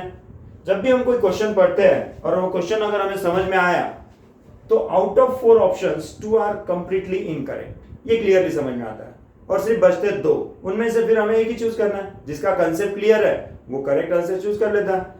नेक्स्ट स्टेटमेंट क्या है, cutting of DNA specific location bye restriction enzyme, सही बात है। डीएनए को पहले फ्रैगमेंट्स में कन्वर्ट करना पड़ता है, क्योंकि पर्टिकुलर जीन को आइसोलेट करना है। नेक्स्ट है isolation of desired DNA fragment, DNA fragment को आइसोलेट करना है, तो ऑब्वियसली पहले डीएनए फ्रैगमेंट्स बनाने पड़ेंगे, तो बी जो है वो सी के पहले आना चाहिए। तो 2 ऑप्शन जो हमने मार्क किए थे उनमें से बी पहले कहां पे आ रहा है, फर्स्ट में। और लास्ट में क्या है, amplification of gene in of interest, बराबर है, पहले फिर हम एम्प्लीफाई करेंगे इंसर्ट करने से पहले, तो ए के पहले डी आएगा, तो करेक्ट आंसर है फिर हमारा first option. Next, assertion reason, फिर से assertion reason, a flower is defined as a modified shoot, modified shoot wherein the shoot apical meristem changes to floral meristem, correct है। फ्लावर को modified shoot ही कहा जाता है। मॉर्फोलॉजी ऑफ फ्लावरिंग प्लांट में जब हम इन्फ्लोरेंसेस डिस्कस करते हैं तो उस इन्फ्लोरेंस के पैराग्राफ में देखो स्टार्टिंग में दिया है, और ये मॉडिफाइड शूट है, ये हमने डेफिनेशन में लिखा था। कैसे लिखा था हमने, flower is a highly modified highly condensed shoot specially design for sexual reproduction, तो ये हाईली मॉडिफाइड है और हाईली कंडेंस है, तो मॉडिफाइड शूट है, तो रीजन में इसका एक्सप्लेनेशन आना चाहिए। क्या है रीजन के अंदर, internode of the shoot get condense, तो कंडेंस अभी मैंने कहा कि हाईली कंडेंस होता है to produce different floral appendages, मैंने कहा कि हाईली मॉडिफाइड है मींस डिफरेंट है। एट सक्सेसिव नोड, प्लांट के अंदर जब भी कोई नया पार्ट आता है तो वो नोड पॉइंट के ऊपर ही आता है, और फ्लावर के अंदर तो 4 फ्लोरल पार्ट्स देखे जाते हैं basically, calyx, Corolla, स्टेमन and pistil, तो ऑब्वियसली ये 4 अलग नोड पॉइंट पे आने वाले हैं, लेकिन इनके बीच का इंटरनोड क्या हुआ, कंडेंस हो चुका है, तो इसीलिए तो हम देख रहे हैं कि रीजन भी हमें सही लगा मींस करेक्ट एक्सप्लेनेशन दिखाई दे रहा है, तो ऐसे क्वेश्चन का आंसर क्या होता है, first option. Next, match list 1 with list 2, क्या दिया है, आयरन, जिंक, बोरॉन, मोलिब्डेनम, फिर से मिनरल न्यूट्रिशन का क्वेश्चन है, सेकंड क्वेश्चन दिखाई दे रहा है। तो आयन क्या काम करता है, हमें पता है आयन एक्टिवेटर है कैटालिस्ट का। जिंक क्या करता है, जिंक अकेला एलिमेंट है जिसे फाइटो हार्मोन के बारे में पता है, क्योंकि टॉपिक के अंदर एक ही हार्मोन मेंशन किया था मिनरल न्यूट्रिशन के अंदर, जिसकी ग्रोथ की सिंथेसिस के लिए जिंक एसेंशियल है, तो इसीलिए बी गोज विथ फर्स्ट, तो बी गोज विथ फर्स्ट, एक ही ऑप्शन में दिखाई दे रहा है। मैंने कहा है लिस्ट 1 लिस्ट 2 को मैच करना है, कॉलम 1 कॉलम 2 को, तो ऐसे टाइम पे एक परफेक्ट पेयर अगर पता है तो बाकी के पेयर ऑटोमेटिकली समझ में आता है, तो इसीलिए करेक्ट आंसर क्या है, थर्ड। फिर भी कंफर्म करते हैं, बोरॉन क्या है, तो बोरॉन कहां पे जाएगा, सेल इलॉन्गेशन एंड डिफरेंशिएशन, जो सॉफ्टनेस के लिए जरूरी होता है, बोरॉन एसेंशियल एलिमेंट है। और लास्ट मोलिब्डेनम, हमें पता है नाइट्रोजन मेटाबॉलिज्म में आता है, तो कंपोनेंट ऑफ नाइट्रेट रिडक्टेज, तो इसीलिए करेक्ट आंसर थर्ड हुआ। नेक्स्ट, फिर से statement base, correct incorrect statement, तो करेक्ट स्टेटमेंट हमें चूज करनी है। मैंने कहा है कि जब भी ऐसे क्वेश्चन होते हैं तो पहले तो ध्यान में रखोगे क्या पूछा है, करेक्ट पूछा है या नॉट करेक्ट या इनकरेक्ट, तो करेक्ट पूछा है। पहला क्या है, lenticels are lens shaped, lenticels कहां पे देखे थे, लेंटिसेल्स एनाटॉमी में आते हैं, जहां पे हमने सेकेंडरी ग्रोथ के बारे में बात की थी, तो सेकेंडरी ग्रोथ जब होती है कॉर्क कैम्बियम से, तो तब यहाँ पे लेंटिसेल्स बनते हैं। Opening permitting the gas exchange, सही है, दिया था वहां पे, तो ए इज करेक्ट। फिर bark form early in the season is called hard bark, अरे यार यहाँ पे तो ये हार्ड लिखा है इन्होंने, इनकरेक्ट होगा क्योंकि अर्ली सीजन में बनने वाली हार्ड नहीं होती है। Next, bark is a technical term that refers to all tissues exterior to vascular cambium, तो वस्कुलर कैम्बियम के बाहर के जो होते हैं वो सभी को क्या कहते हैं, हम बार्क कहते हैं, एक टेक्निकल टर्म है, दिखाई दे रहा है, सही है। Bark refers to periderm and secondary phloem, बराबर है। पेरिडर्म जो होता है, phellem, phellogen and secondary cortex, phellem, phellogen and cork, तो इसी के लिए यूज किया जाता है। तो सेकेंडरी फ्लोएम, हाँ सही है, डी भी सही है। Phellogen is a single layered बोला है, तो ये तो गलत हुई। तो कॉम्बिनेशन कौन सा दिखाई दे रहा है? तो ए और डी, तो करेक्ट ऑप्शन हुआ second. Next, Which of the following are the correct about Klinefelter syndrome? Klinefelter syndrome कहाँ पे आता है? प्रिंसिपल ऑफ इनहेरिटेंस के अंदर, जहाँ पे हम डिसऑर्डर्स की बात करते हैं, क्रोमोसोमल डिसऑर्डर्स, तो इसके बारे में दिया, this disorder was first described by Langdon and Down, ऐसे तो कुछ दिया नहीं बुक के अंदर। Such an individual has overall masculine development, हाँ मस्कुलाइन डेवलपमेंट होता है। However the feminising development is also expressed, हाँ ये भी होता है, क्योंकि Klinefelter क्या है? XXY। The affected individual is short statured, ऐसा तो कुछ मेंशन नहीं है, लेकिन आखिरी की स्टेटमेंट जो है वो मेंशन है, सच इंडिविजुअल्स आर स्टेराइल, ये स्टेराइल होते हैं, तो इसीलिए करेक्ट ऑप्शन क्या है? करेक्ट ऑप्शन है B and E. Next, malonate inhibits the growth of pathogenic bacteria by inhibiting activity. तो मैलोनेट हमें पता है कहां पे देखा था?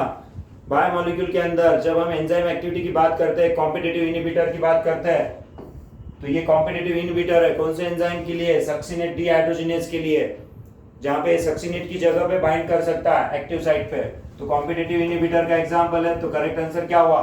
Succinic dehydrogenase. नेक्स्ट, फिर से match 1 with match 2, column 1 column 2, list 1 list 2, क्या दिया है? Mutualism, commensalism, amensalism and parasitism, कहां से आता है? तो यहाँ पे ये इंटरैक्शन की बात कर रहा है, किसकी इंटरैक्शन की बात कर रहा है? ऑर्गेनिज्म एंड पॉपुलेशन में, स्पीशीज 1 और स्पीशीज 2 की इंटरैक्शन की बात कर रहा है। तो म्यूचुअलिज्म क्या होता है? म्यूचुअलिज्म बोले तो सिम्बायोटिक एसोसिएशन, हमने सिम्बायोटिक की डेफिनेशन में लिखा था म्यूचुअल एसोसिएशन ऑफ ऑर्गेनिज्म। तो म्यूचुअलिज्म क्या होता है कि दोनों भी ऑर्गेनिज्म बेनिफिशियल होते हैं, प्लस साइन का मीनिंग क्या होता है कि बेनिफिशियल है, तो A goes with 4। Next, commensalism, commensalism में क्या होता है? एक बेनिफिशियल है तो दूसरे को कोई फर्क नहीं गिरता है, अच्छी बात है, उसका फायदा हो रहा है, मुझे कोई फिक्र नहीं है उसकी। अमेंसलिज्म में क्या होता है? तो अमेंसलिज्म में एक माइनस में जाता है, दूसरे को कोई फर्क नहीं करता फिर से। लेकिन लास्ट वाला जो होता है उसमें क्या होता है कि एक को बेनिफिट मिल रहा है तो दूसरे का लॉस हो रहा है, क्योंकि पैरासाइटिज्म है, पैरासाइट जो होते हैं वो होस्ट बॉडी पे रहते हैं, तो होस्ट बॉडी को वो खराब करते हैं, तो इसीलिए होस्ट बॉडी जो होती है वो माइनस में, लेकिन पैरासाइट तो प्लस में। तो करेक्ट ऑप्शन क्या होगा फिर? सेकेंड, परफेक्ट पेयरिंग हो रही है। Next, match list 1 with list 2। तो जूलॉजी सेक्शन के अंदर कुछ बॉटनी के क्वेश्चन आए ऐसे हम मानते हैं, क्योंकि ये बॉटनी सेक्शन में हम पढ़ाते हैं। Molecular basis of inheritance topic में देखा था हमने, gene A Y I Z, कहां पे देखा था? Lac operon. जब ओपेरॉन का कंसेप्ट हम डिस्कस करते हैं तो लैक ओपेरॉन का एग्जांपल दिया जाता है, यूनिक एग्जांपल है। तो यहाँ पे हम बताते हैं कि ये lac operon is a cluster of 3 genes plus एक जो होता है वो कौन होता है? रिप्रेसर प्रोटीन होता है, आई, बराबर है। तो जेड से स्टार्टिंग होती है, तो जेड क्या होता है? बीटा गैलेक्टोसाइडेज होता है, तो डी गोज विथ फर्स्ट, एक ही ऑप्शन में मिल रहा है, तो डायरेक्ट आंसर है सेकेंड। तो फिर भी कंफर्म करते हैं, ए जो होता है जीन ए क्या है? वो ट्रांस एसिटाइलेज है जो आखिरी में आता है। फिर बी क्या है? वाई जीन परमिएज, तो परफेक्ट पेयरिंग हो गई, तो इसीलिए करेक्ट आंसर है सेकेंड। नेक्स्ट, फिर 160 नंबर पे एक आया था जो एंजाइम की एक्टिविटी के बारे में, low temperature preserves enzyme in a temporary inactive state, तो बराबर है। लो टेम्परेचर जो होता है वो एंजाइम के स्ट्रक्चर को डिस्ट्रॉय नहीं करता है, लेकिन उसे इनएक्टिव स्टेट में फ्रीज कर देता है। whereas high temperature destroys enzymatic activity by proteining and denatured by heat, तो heat से denature होते हैं प्रोटीन्स, तो बराबर है, तो इसीलिए statement first is correct. Second में क्या लिखा है? when the inhibitor closely resembles the substrate, closely resemble किसे? सबस्ट्रेट को, कौन? Inhibitor, in its molecular structure and inhibit the activity of the enzyme, it is known as competitive inhibitor। सही बात है, सेकंड स्टेटमेंट भी करेक्ट है, तो इसीलिए करेक्ट आंसर क्या होगा? Both are correct, true. Next, which one of the following technique does not serve the purpose for early diagnosis of a disease for its early treatment. कहां पे देखा था? तो बायोटेक्नोलॉजी का जो सेकंड पार्ट है जहां पे बायोटेक्नोलॉजी की एप्लीकेशन देखी जाती है, मॉलिक्यूलर डायग्नोसिस में आता है। तो मॉलिक्यूलर डायग्नोसिस में हमने 3 टेक्निक मेंशन करते हैं। एक है rDNA technology, second PCR and last one is ELISA, enzyme linked immunosorbent assay. कौन सा नहीं देखा फिर? सेरम एंड यूरिन एनालिसिस, ये तो बाद में होता है, तो इसीलिए करेक्ट आंसर क्या हुआ? Second. Next statement 1 and statement 2 क्या लिखा है? In prokaryote the positively charge DNA, positively charge DNA, DNA positively होता है क्या? नहीं, डीएनए तो निगेटिवली होता है। तो देखा जाए तो प्रोकैरियोटिक हो या यूकैरियोटिक, डीएनए तो निगेटिवली चार्ज है। तो स्टेटमेंट ऐसे लग रहा है कि इनकरेक्ट है। Is held with some negatively charge proteins in the region called nucleoid, तो ये निगेटिवली होता है, उन्होंने पॉजिटिवली कहा है, तो स्टेटमेंट 1 इज इनकरेक्ट। सेकंड में क्या लिखा है? इन eukaryote the negatively charge DNA, इन्होंने सही लिखा है negatively, is wrapped around a positively charge histone. हाँ, डीएनए की पैकेजिंग जब हम देखते हैं मॉलिक्यूलर बेसिस ऑफ इनहेरिटेंस के अंदर, तब ये पॉइंट हमें दिखाई देता है। तो इसीलिए हमें दिखता है कि सेकंड स्टेटमेंट करेक्ट है, फर्स्ट इनकरेक्ट है। तो ऐसा कौन सा ऑप्शन है? फोर्थ वाला। Next, given below are the statements, 2 statement. First क्या है? A protein is imagined as a line, protein जो है वो एक लाइन है। The left end represent the first amino acid C terminal, means यहाँ पे फर्स्ट अमाइनो एसिड है लेकिन वो सी टर्मिनल कहला रहा है, और the right end represents the last amino acid N terminal, means यहाँ पे लास्ट अमाइनो एसिड है जो एन टर्मिनल को रिप्रेजेंट कर रहा है। तो ये तो उल्टा बता रहे हैं, ऐसा थोड़ी ना होता है।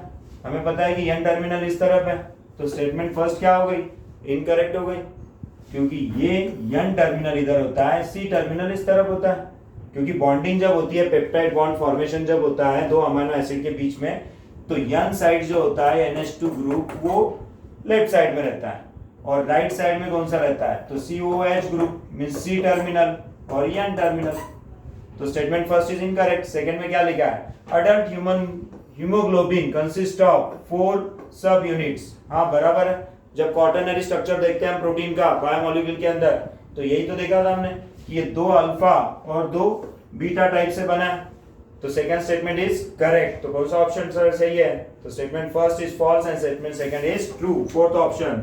Next, given below are the 2 statement. RNA mutate at faster rate, faster rate पे म्यूटेट करता है। हाँ सही बात है, क्योंकि आरएनए सिंगल स्ट्रैंडेड है और ये नॉन जेनेटिक है, लेकिन जेनेटिक किस में होता है? वायरसेस के अंदर। तो वायरसेस बहुत जल्दी म्यूटेट करते हैं। कोविड के अंदर हमने देखा था, एक वेरिएंट गया तो दूसरा वेरिएंट आया, दूसरा गया तो तीसरा है, तीसरा आने वाला था, उसके पहले हमने समझ लिया कि ये कुछ नहीं है, तो इसीलिए वो आने से पहले गायब होगा।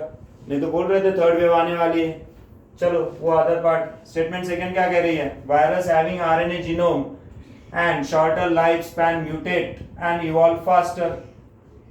तो हाँ, आरएनए होता है जीनोम, किसका? वायरसेस का ही होता है, किसी लिविंग सेल का तो नहीं होता है। सेलुलर ऑर्गेनिज्म में जेनेटिक मटेरियल होता है डीएनए। तो मॉलिक्यूलर बेसिस ऑफ इनहेरिटेंस के अंदर जब हम स्टेबिलिटी की बात करते हैं, डीएनए और आरएनए को कंपेयर करते हैं जेनेटिक मटेरियल के कंपैरिजन में, तो ये स्टेटमेंट्स आते हैं। तो इसीलिए आंसर क्या है? Both statement 1 and 2 are correct. Next, Which of the following is not a cloning vector? Not a cloning vector। तो ये अच्छी बात है कि नॉट बोल्ड लेटर में दिया जाता है, ऐसे नहीं कि हमने प्रिंट किया है। एनटीए के एग्जाम के अंदर भी, फाइनल पेपर में भी ऐसे ही है। तो BAC बैक्टीरियल आर्टिफिशियल क्रोमोसोम है, ईस्ट आर्टिफिशियल क्रोमोसोम है, PPR 322 है, तीनों भी तो वेक्टर है, हमें पता है। HGP के टाइम पे हमने देखता है, ऐसे नहीं कि बायोटेक्नोलॉजी टॉपिक के अंदर वेक्टर में दिखाई दे रहा है। HGP जब डिस्कस किया जाता है, ह्यूमन जीनोमिक प्रोजेक्ट, तो तब ये हमें वेक्टर्स दिखाई देते हैं। और कौन नहीं मिलता है? वो तो प्रोब है। प्रोब तो रेडियो एक्टिव होता है, जो हम ट्रेस करने के लिए यूज करते। तो करेक्ट आंसर क्या हुआ इस क्वेश्चन का? वो हुआ प्रोब। ठीक है, नेक्स्ट क्वेश्चन। तो which one of the following is the sequence of corresponding coding strand if the sequence of mRNA form is as follows?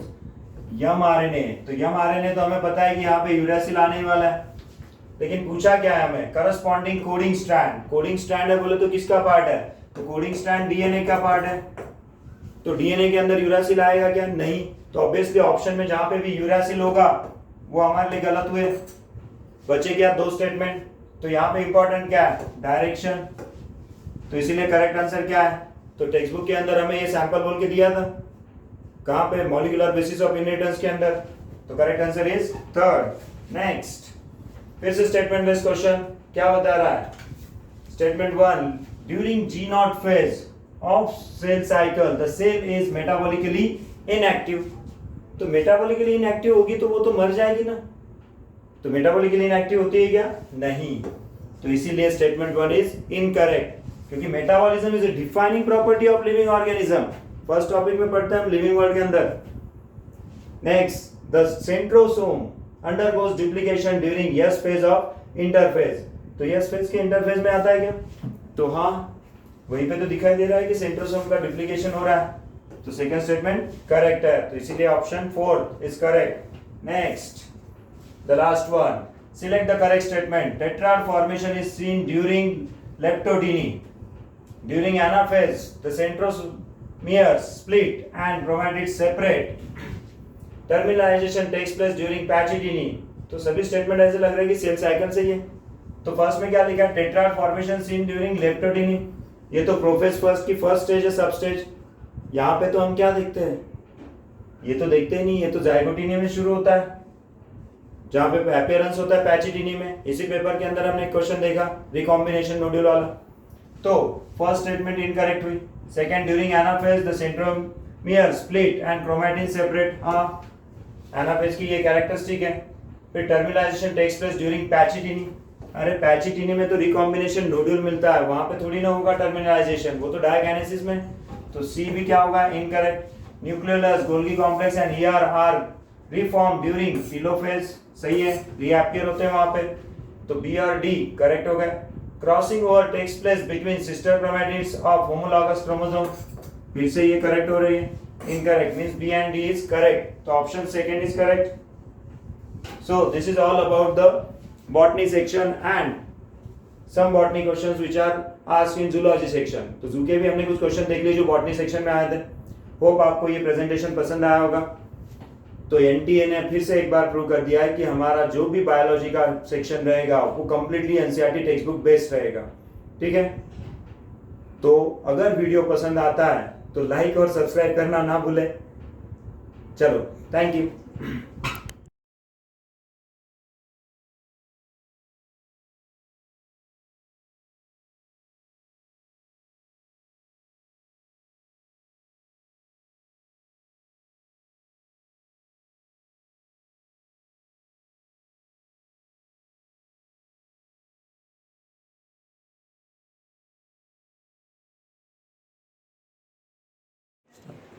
Hello students, live session में थोड़ा साउंड का प्रॉब्लम था, that is why today we are doing it again, solution for zoology 7th में exam.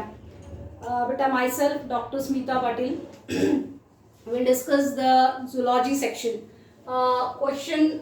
First question from the section: which of the following common sexually transmitted disease is completely curable but detected early and treated properly? बेटा देखो, इसमें पूछा गया है कि ऐसे कौन से सेक्सुअली ट्रांसमिटेड डिसीजेज है जो कंप्लीटली क्यूरेबल है, डिटेक्टेड, अगर उनको अर्ली डिटेक्ट किया गया और प्रॉपरली ट्रीट किया तो इसमें particularly HIV infection, this disease is not completely curable. We know hepatitis B भी नहीं है, genital herpes not, except this 3, इन तीनों को छोड़ के जो गोनोरिया है, gonorrhoea it is a bacterial STD, sexually transmitted disease, it is caused due to Neisseria gonorrhoeae. अगर अर्ली डिटेक्शन होता है, प्रॉम्प्ट ट्रीटमेंट मिलती है तो पेशेंट गेट कंप्लीटली क्योर्ड। तो here the answer will be second. Right, the question as such from NCERT. Next to that we will see the question: which of the following statements are correct regarding female reproductive cycle? But this question is from human reproduction. Question में statement दिए गए हैं 4 और हमें देखना है most appropriate answer. So इसमें in a non-primate mammals cyclic changes during reproduction is called estrous cycle. हाँ, इसमें जो सारे नॉन प्राइमेट फीमेल्स होते हैं जैसे कैटल्स, डॉग, कैट, राइट। तो इनमें सब में फीमेल्स में इस्ट्रस साइकिल होती है। First menstrual cycle begins at puberty, right, but it is not called as a menopause. पहली मेंस्ट्रुअल साइकिल को हम कहते हैं menarche, is called as a menarche. Then lack of menstruation may be indicative of pregnancy. Yes, this statement is again correct. Why? The menstruation is absent. इसके mainly reason हो सकते हैं poor health, stress या फिर pregnancy. After that, cyclic menstruation extends between menarche and menopause. This one is again correct. थोड़ा ये जो question है इसका answer होना चाहिए statement A, C and D. That is what option number 4. Next question, list match list 1 with list 2। तो देखो इसमें लिस्ट 1 में दिए हुए हैं all the methods, right, all the name of the method, और उसमें लिस्ट सेकंड में the methods are given.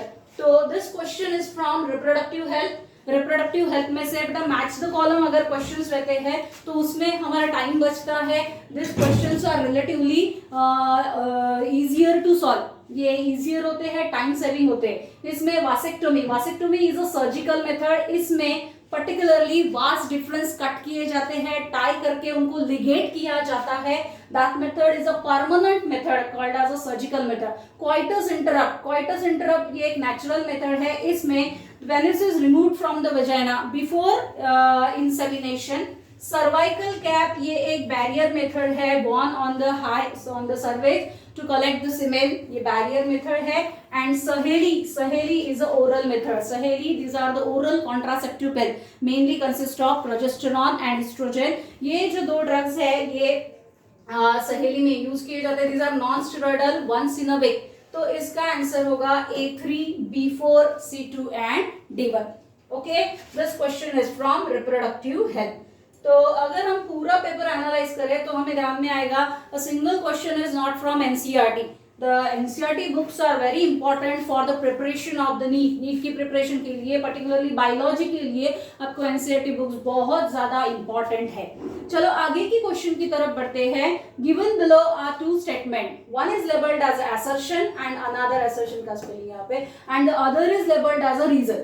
Assertion, amniocentesis for sex determination is one of the strategies of reproductive child health care program। बेटा RCH ये एक programme government of India ने start किया था 1997 में। इस प्रोग्राम का मेन ऑब्जेक्टिव था to promote, to increase the reproductive health of society. सारे जो रिप्रोडक्शन से रिलेटेड एस्पेक्ट है जैसे कि मेंस्ट्रुएशन, कॉन्ट्रासेप्शन, फैमिली प्लानिंग, ये सारा इस प्रोग्राम के अंदर आता है। चाइल्ड केयर, चाइल्ड का वैक्सीनेशन, न्यूट्रिशन।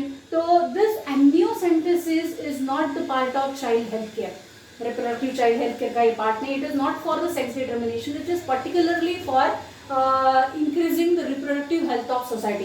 तो this assertion is wrong. Reason, ban on amniocentesis checks increasing menace of female foeticide. ये जो रीजन दिया हुआ है ये स्टेटमेंट करेक्ट है। तो आंसर विल बी, आंसर क्या होगा, A is false but R is true। See the assertion reason question, particularly assertion reason question में हमें ऑप्शन जो assertion होता है उसको why पूछना होता है। why पूछने के बाद अगर reason मिलता है आंसर में तो then the explanation is correct। अगर why में आंसर नहीं मिलेगा reason तो then the answer is true। अगर दोनों में से एक कोई स्टेटमेंट रॉन्ग है तो और आसानी हो जाएगी आंसर ढूंढने में। तो in this question the answer will be 4। चलो आगे बढ़ते हैं। हमारा नेक्स्ट क्वेश्चन है which of the following are not considered as a part of endomembrane system. देखो ये जो क्वेश्चन है ये क्वेश्चन है चैप्टर सेल। सेल चैप्टर में आपको दिया हुआ है यूकैरियोटिक सेल। यूकैरियोटिक सेल के स्ट्रक्चर में some group of organelle they are considered as a endomembrane system. बेटा एंडोमेम्ब्रेन सिस्टम में ऑर्गेनेल्स आएंगे जैसे कि endoplasmic reticulum, then it consists of Golgi body, lysosome, vacuole. Why they are the part of endoplasmic reticulum? They functions in a coordinated way। उनका काम coordinated way से होता है, एक का function दूसरे के ऊपर depend होता है। So they are interdependent, they are called as endomembrane system। Here ऐसे कौन से organelle है which are not considered as a part of endomembrane system? Not में आएगा mitochondria, क्लोरोप्लास्ट एंड पेरिऑक्सिसोम। ये जो 3 ऑर्गेनल है this are not part of endomembrane system. तो answer will be A, C and E. Okay, अब हम बढ़ेंगे आगे के क्वेश्चन की तरफ। Vital capacity of lung. बेटा question is from breathing and exchange. Breathing and exchange topic में से ये क्वेश्चन है। Vital capacity is one of the lung capacity. तो लंग कैपेसिटीज हम मेजर कर सकते हैं इंस्ट्रूमेंट स्पाइरोमीटर से। तो इस इंस्ट्रूमेंट में हमें जो वाइटल कैपेसिटी है स्पाइरोमीटर की मदद से हम मेजर करेंगे volumes. Different volumes are added to get the capacity. Vital capacity का एग्जैक्ट मतलब है the maximum volume of air that the person can breathe in after forceful expiration. Forceful expiration करने के बाद कितनी ज्यादा से ज्यादा हवा पर्सन इनहेल कर सकता है उसको कहते हैं वाइटल कैपेसिटी। तो इसमें क्या आएगा vital capacity, this is what normal inhalation TV, right, forceful inhalation IRV and forceful exhalation ERV। तो इसमें I get TV plus ERV plus IRV as such again from NCERT, right. Answer will be 4 for the question 156। Next question is match the list 1 with list 2। अब इसमें match the column में in one column they have given the name of hormone. सारे hormone के नाम short form में दिए हुए हैं जो पूरा NCERT में से है। और लिस्ट 2 में दिए हुए हैं नेम ऑफ ऑर्गन। तो CCK, what is CCK? CCK is the cholecystokinin। बेटा cholecystokinin ये जो हार्मोन है ये एक्ट होता है गाल ब्लैडर के ऊपर to remove the bile juice. It acts on pancreas, pancreas के ऊपर एक्ट होता है तो क्या करेगा, helps in secretion of pancreatic enzyme. GIP gastric inhibitory peptide, ये जो हार्मोन है ये गैस्ट्रिक ग्लैंड के ऊपर इनहिबिटरी रोल करता है। गैस्ट्रिक ग्लैंड का सिक्रीशन इनहिबिट करेगा। गैस्ट्रिक ग्लैंड की जो मोटिलिटी है, गैस्ट्रिक मतलब स्टमक की जो मोटिलिटी है, movement peristalsis occurring in stomach, ये कम करेगा। ANF, what is ANF? ANF is an atrial natriuretic factor. This hormone is secreted by atrial cells. Atria के जो cells है वो secrete करते हैं। Particularly when our body has high BP, high BP है वो high BP को कम करके normal BP तक लाना है तो ANF secrete होगा heart से। और ANF क्या करेगा, vasodilation, that means increase in diameter of blood vessel। blood vessel की diameter बढ़ेगी और उससे BP बढ़े, BP जो बढ़ा हुआ है वो कम आएगा। ADH is an antidiuretic hormone। बेटा antidiuretic hormone, it is a hormone which acts on kidney। ये किडनी के ऊपर एक्ट होता है, particularly किडनी के जो नेफ्रॉन है, नेफ्रॉन्स में the area DCT, distal convoluted tubule, the area collecting tubule collecting duct। Okay, so our answer will be A4, B3, C2 and D1 first। Okay, चलेंगे आगे की क्वेश्चन की तरफ। नेक्स्ट क्वेश्चन है, this question is from topic organism and population. Ecology unit का ये एक chapter है। इस चैप्टर में हमें पॉपुलेशन इंटरेक्शन पढ़ना था। एक साइड में सारे कॉलम में पॉपुलेशन इंटरेक्शन दिए हुए और दूसरे में उसके एग्जाम्पल। हमें एग्जाम्पल को उस पॉपुलेशन इंटरेक्शन के साथ मैच करना है। अब देखो, a leopard and a lion in a forest grassland, दोनों में क्या होगी, कंपटीशन होगी। इसलिए कंपटीशन होगी to get the prey, prey मिलने के लिए उन दोनों के बीच में कंपटीशन होगी। Cuckoo laying eggs in a crow's nest, that is the example of brood parasitism. Brood parasitism क्या होता है, ऐसा पैरासिटिज्म जिसमें बर्ड खुद का नेस्ट नहीं बांधता, दूसरों के नेस्ट में अपने अंडे देता है, that is called as a brood parasitism. तो जनरली हमने बचपन में पोएम सुनी है, cuckoo is a lazy bird never builder nest. तो कुकू क्या करती है, उसके खुद के नेस्ट वो बिल्ड ही नहीं करती, वो किसके नेस्ट में एक ले करती है, रो की, that is called brood parasitism. The third one, fungi and a root of higher plant of mycorrhizae in a mycorrhizae, right? That is the example of mutualism। See here you can see जो option है दोनों एक दूसरे को exactly matching है, right?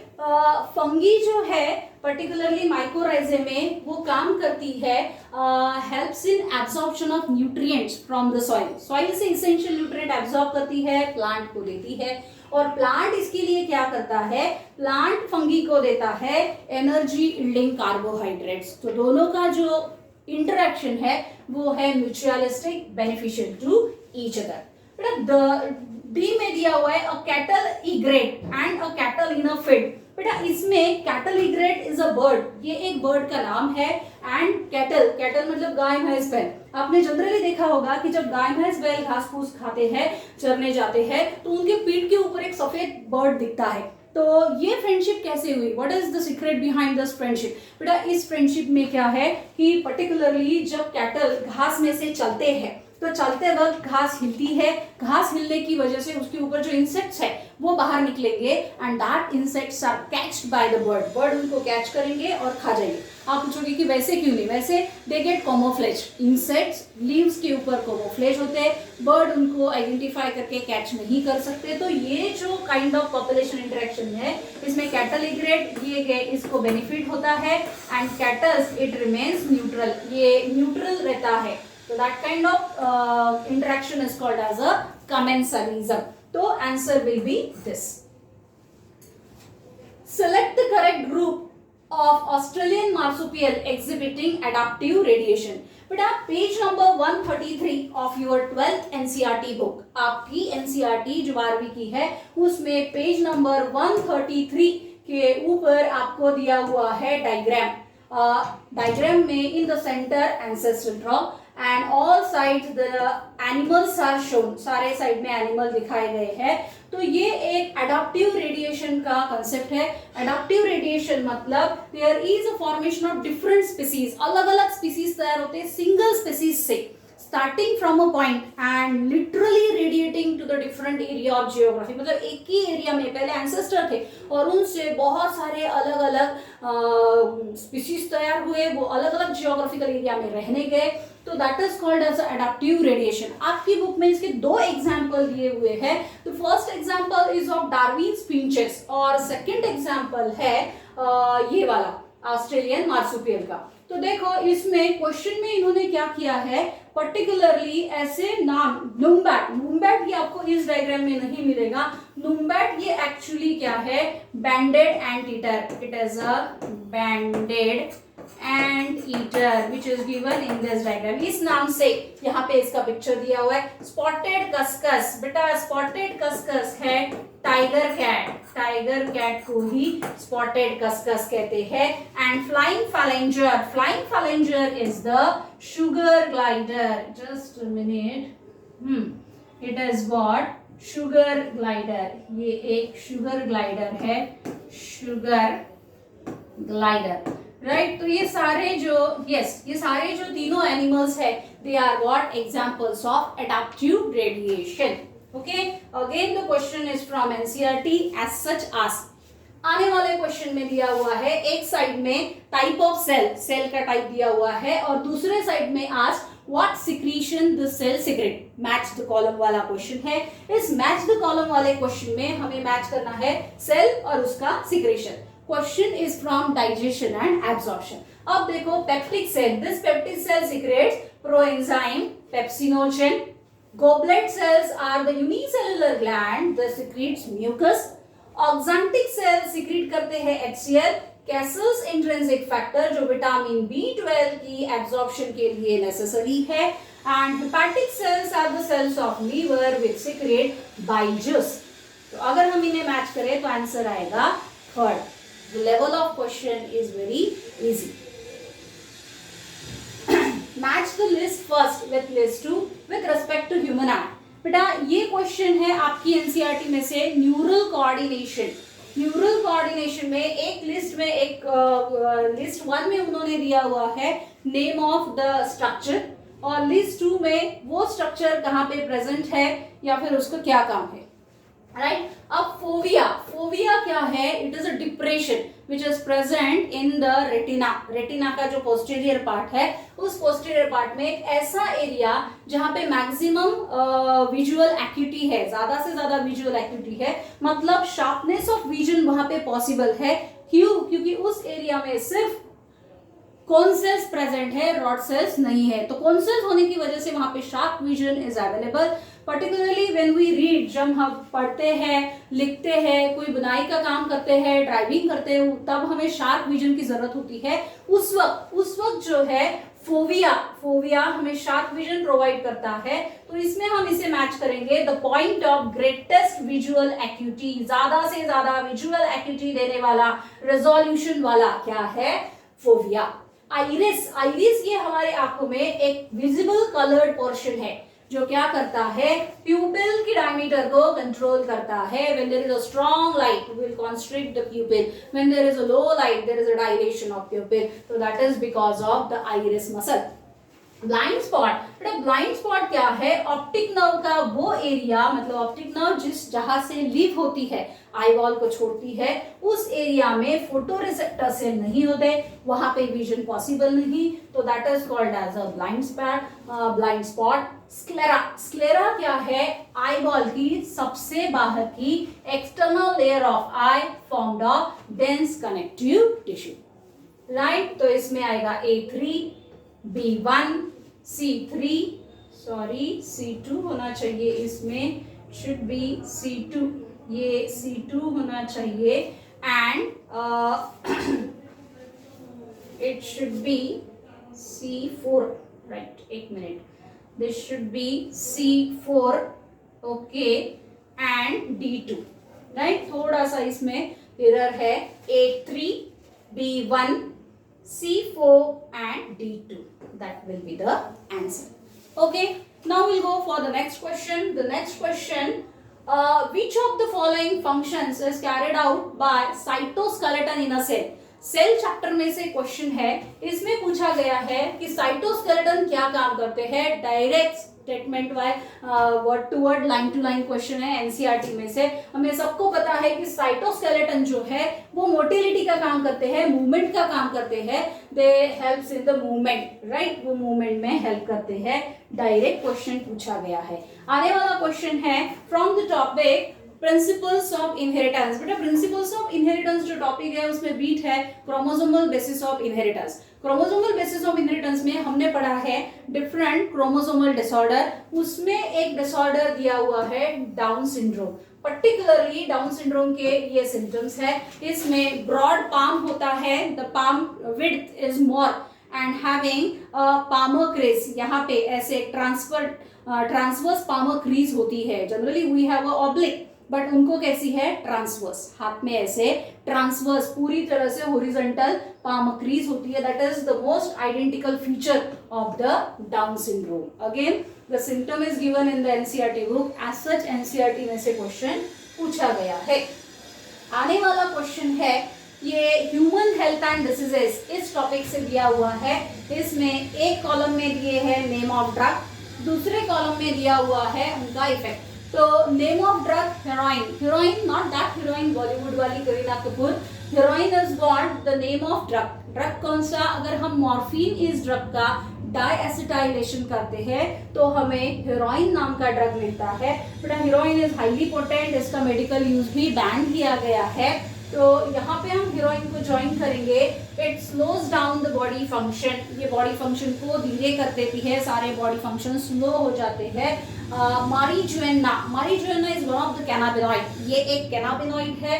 ये generally act होता है कार्डियोवैस्कुलर सिस्टम के ऊपर, हार्ट के ऊपर, ब्लड वेसल्स के ऊपर।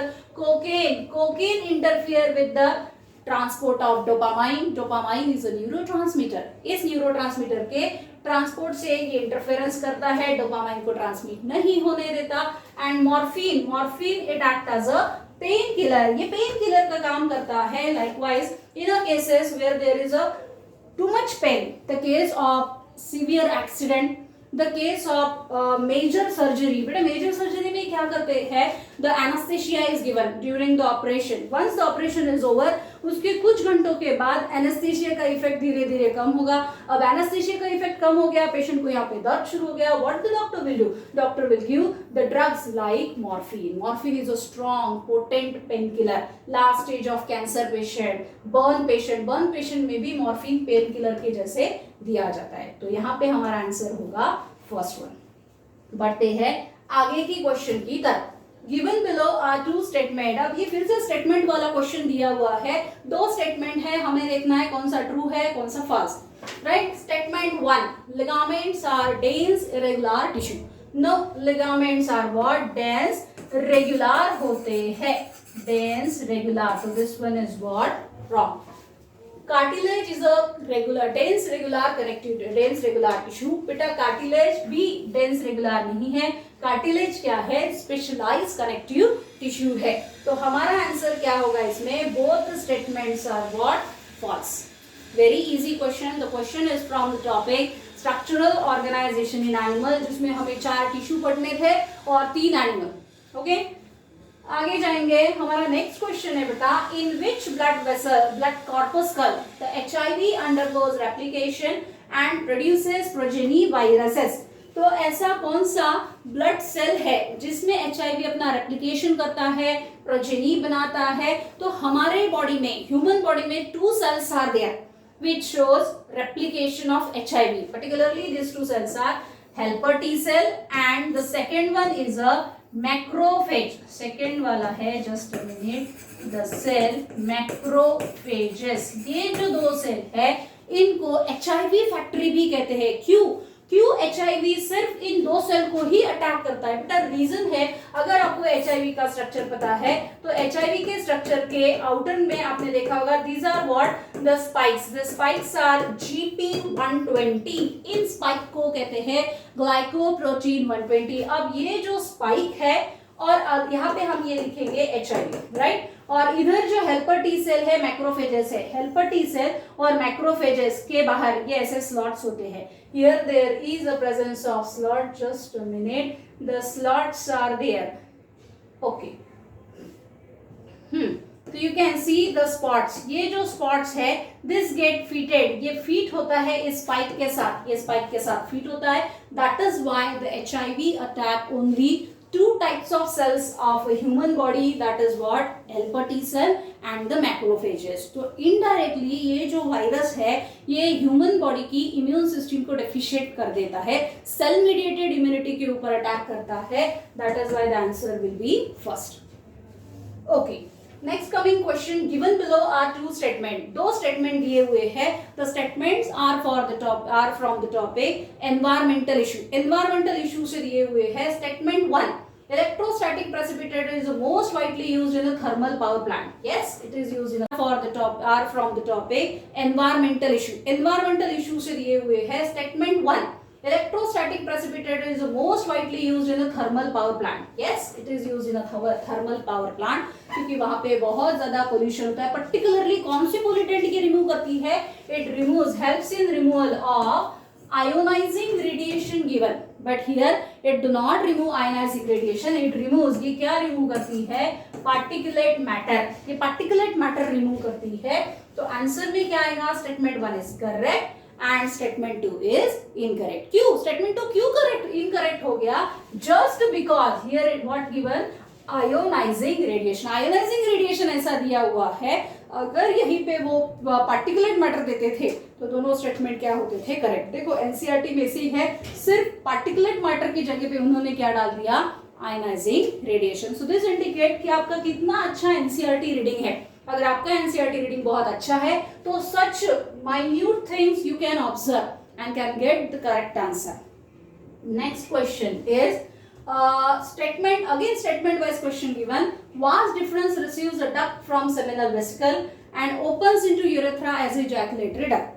ह्यूमन रिप्रोडक्शन टॉपिक में से ये क्वेश्चन दिया हुआ है. बेटा इस क्वेश्चन में एज सच एनसीईआरटी लाइन है ये ह्यूमन रिप्रोडक्शन की, मेल रिप्रोडक्टिव सिस्टम की. The cavity of cervix is called cervical canal and along with vagina it is called as a birth canal. Again the statement from NCERT, दोनों statement correct है, तो answer will be first, right? आगे का question है, one column the type of joints are given, another column में found. कहाँ पे मिलता है ये joint? तो आपको पता है cartilaginous joint. Cartilaginous joints are the slightly movable joint. ये जॉइंट मिलते हैं हमें वर्टिब्री के बीच में. बॉल एंड सॉकेट, बेटा ball and socket joints, this are the joints which provide the movement, वो बहुत ज्यादा मूवमेंट अलाउ करते हैं. तो this are freely movable. They are the shoulder joint between humerus and pectoral girdle. Fibrous joint, it is a joint between the skull, flat bones of skull. Skull bone जो होते हैं वो move नहीं होते, उनमें बिल्कुल भी मूवमेंट पॉसिबल नहीं है। Saddle joint is a joint between the carpal and metacarpal of thumb. ये जो मूवमेंट हो रही है, this movement is the movement of saddle joint. Particularly wrist की जो कार्पल है pisiform and the metacarpal of the thumb, इनके बीच में सैडल जॉइंट होता है, क्योंकि इनके जो आर्टिकुलेटिंग सरफेसेस हैं उनका शेप सैडल होता है। तो answer will be A2, B4, C1 and D3. So this one will be the answer. Again match list 1 with list 2. List 1 में दिए हुए हैं name of the diseases and list 2 में positive factor. Question is from topic human health and diseases. Human health and diseases से ये question लिया गया है। Ringworm it is one of the fungi which belongs, इसका कौन सा genera है? Trichophyton. Filariasis is a disease caused due to Wuchereria. Malaria is caused due to Plasmodium vivax, a protozoan, and pneumonia, bacterial disease caused due to Haemophilus influenzae. The answer will be first, right? Human health में से question है, बहुत ही easy type का question है, पूरा completely NCERT book में से लिया गया है। Next is what the assertion reason question. बेटा इस क्वेश्चन में आपको एक्सक्रीशन में से पूछा गया है nephrons are of two types, cortical, juxtamedullary, based on their relative position in cortex and medulla. Yes, if the nephron is present in the cortex, अगर नेफ्रॉन कॉर्टेक्स में है तो उसको कॉर्टिकल नेफ्रॉन कहते हैं, और अगर वो मेडुला में है तो juxtamedullary. What it means juxta? juxta का मतलब नियर द मेडुला। मेडुला में क्या है? उसका मैक्सिमम पार्ट है, बट उसके जो माल्पिगियन बॉडी है PCT DCT obviously they are present in the cortex, but maximum part is in the medulla having long loop of Henle. तो ये स्टेटमेंट assertion में करेक्ट है, बट देखो see the thing in the reason में पूरा उल्टा दिया हुआ है। juxtamedullary have short loop. No, juxtamedullary का लॉन्गर लूप होता है। उनका काम ही है कि जब बॉडी वाटर लेवल कम है तब मैक्सिमम रिएब्जॉर्प्शन करना वाटर का और बॉडी वाटर लेवल मेंटेन करना। And cortical nephron have short loop of Henle. क्यों? नॉर्मली जब हमारा बॉडी वाटर लेवल नॉर्मल है, ना तो ज्यादा है ना तो कम है, उस कंडीशन में कॉर्टिकल नेफ्रॉन काम करते हैं। तो हमारा आंसर होगा assertion is true but reason is false. Which of the following statement is correct? बेटा ये क्वेश्चन है topic environmental issue. Environmental issue में हमें पोल्यूशन पढ़ने, air pollution, water pollution, right? तो उसमें एज सच लाइन है एनसीईआरटी की, biomagnification refers to increase in concentration of toxicant at successive trophic level. कोई फैक्ट्री, केमिकल फैक्ट्रीज वगैरह जो होते हैं वो अगर नियर अबाउट वाटर बॉडीज में, लेक्स में, रिवर में अगर केमिकल्स छोड़ते हैं, mainly the chemicals like DDT, या फिर दूसरा होगा, एक मिनट प्रीवियस, दूसरा होगा मर्क्यूरी। ये जो दो केमिकल है these are mainly the chemicals which undergoes biomagnification. जब ये लेक में डाले जाते हैं तब वो कम मात्रा में होते हैं। They are taken by the zooplankton, zooplanktons are eaten by the small fishes, small fishes को बिगर फिशेस खाएंगे। तो ये जो सब्सटेंस है DDT, this neither get excreted nor get metabolize. इसका बॉडी में मेटाबॉलिज्म भी नहीं होता है और ये बॉडी से बाहर एक्सक्रीट भी नहीं होता है, तो सिंपली इट गेट अक्यूमुलेट। अगर एक स्मॉल फिश 5 जूप्लैंक्टन को खाती है तो उसमें जितना एक इसमें होगा उसका क्या होगा? एडिशन। तो सिंपली ये सक्सेसिव ट्रॉफिक लेवल में इसकी जो मात्रा है वो बढ़ती हुई जाती है, उसको हम कहेंगे बायोमैग्निफिकेशन। तो that will be the second answer. Why not first, third and fourth? First में दिया हुआ eutrophication refer to increase in domestic sewage and waste water inner lakes, right? बेटा यूट्रोफिकेशन में डोमेस्टिक सीवेज की जगह पे mainly the prime contaminants phosphates, यहाँ पे फॉस्फेट्स एंड नाइट्रेट्स, ये दो मेन कंटामिनेंट्स होते हैं, इसलिए हमने फर्स्ट को करेक्ट नहीं दिया। Third, presence of large amount of nutrient in the water, restrict algal bloom, not restrict, it promotes. algal bloom decreases fish mortality, no, algal bloom से फिश मोर्टेलिटी इंक्रीज होती है, डिक्रीज नहीं। क्यों? क्योंकि fishes को oxygen नहीं मिलेगा, अगर ऑक्सीजन नहीं मिलेगा तो वो डाई आउट होंगे पानी में। अगर algal bloom है तो algae take maximum oxygen from the water, That is why the fishes do not get oxygen and they will die. Radial symmetry is not found in the adults of phylum. In this question particularly the twist is given, इसमें थोड़ा सा इसको tricky बनाया गया है. Generally जब हम ये लेते हैं symmetry, which are the phylums in which the larva and the adult have the different symmetry, इसमें हमें दो phylum के नाम याद आते हैं. एक तो है mollusca जिसका gastropoda, right? Gastropods are in the larval stage they are symmetrical, but in adult stage they are asymmetrical. हो गया एडल्ट और लार्वा का सिमेट्री अलग. सेकंड एग्जांपल है फाइलम इकाइनोडर्मेटा का. फाइलम इकाइनोडर्मेटा में larva shows bilateral symmetry while the adult shows the radial symmetry. See here हमें पूछा है कौन से इसमें रेडियल सिमेट्री नहीं दिखाई देती. तो देखो टिनोफोरा ये जो है इसमें larva as well as adult दोनों में रेडियल सिमेट्री होती है. सिलेंटरेटा में भी larva as well as adult दोनों में रेडियल सिमेट्री होती है. इकाइनोडर्मेटा में बल्कि एडल्ट में ही रेडियल सिमेट्री दिखाई देती है. तो हमारा आंसर होगा हेमिकॉर्डेटा. हेमिकॉर्डेटा में ना तो लार्वा और ना तो एडल्ट दोनों में भी रेडियल सिमेट्री नहीं होती.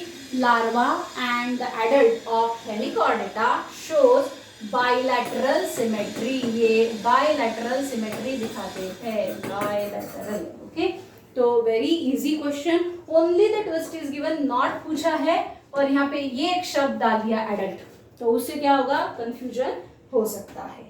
आगे चलेंगे. Which one of the following symbols represent mating between relatives in human pedigree analysis?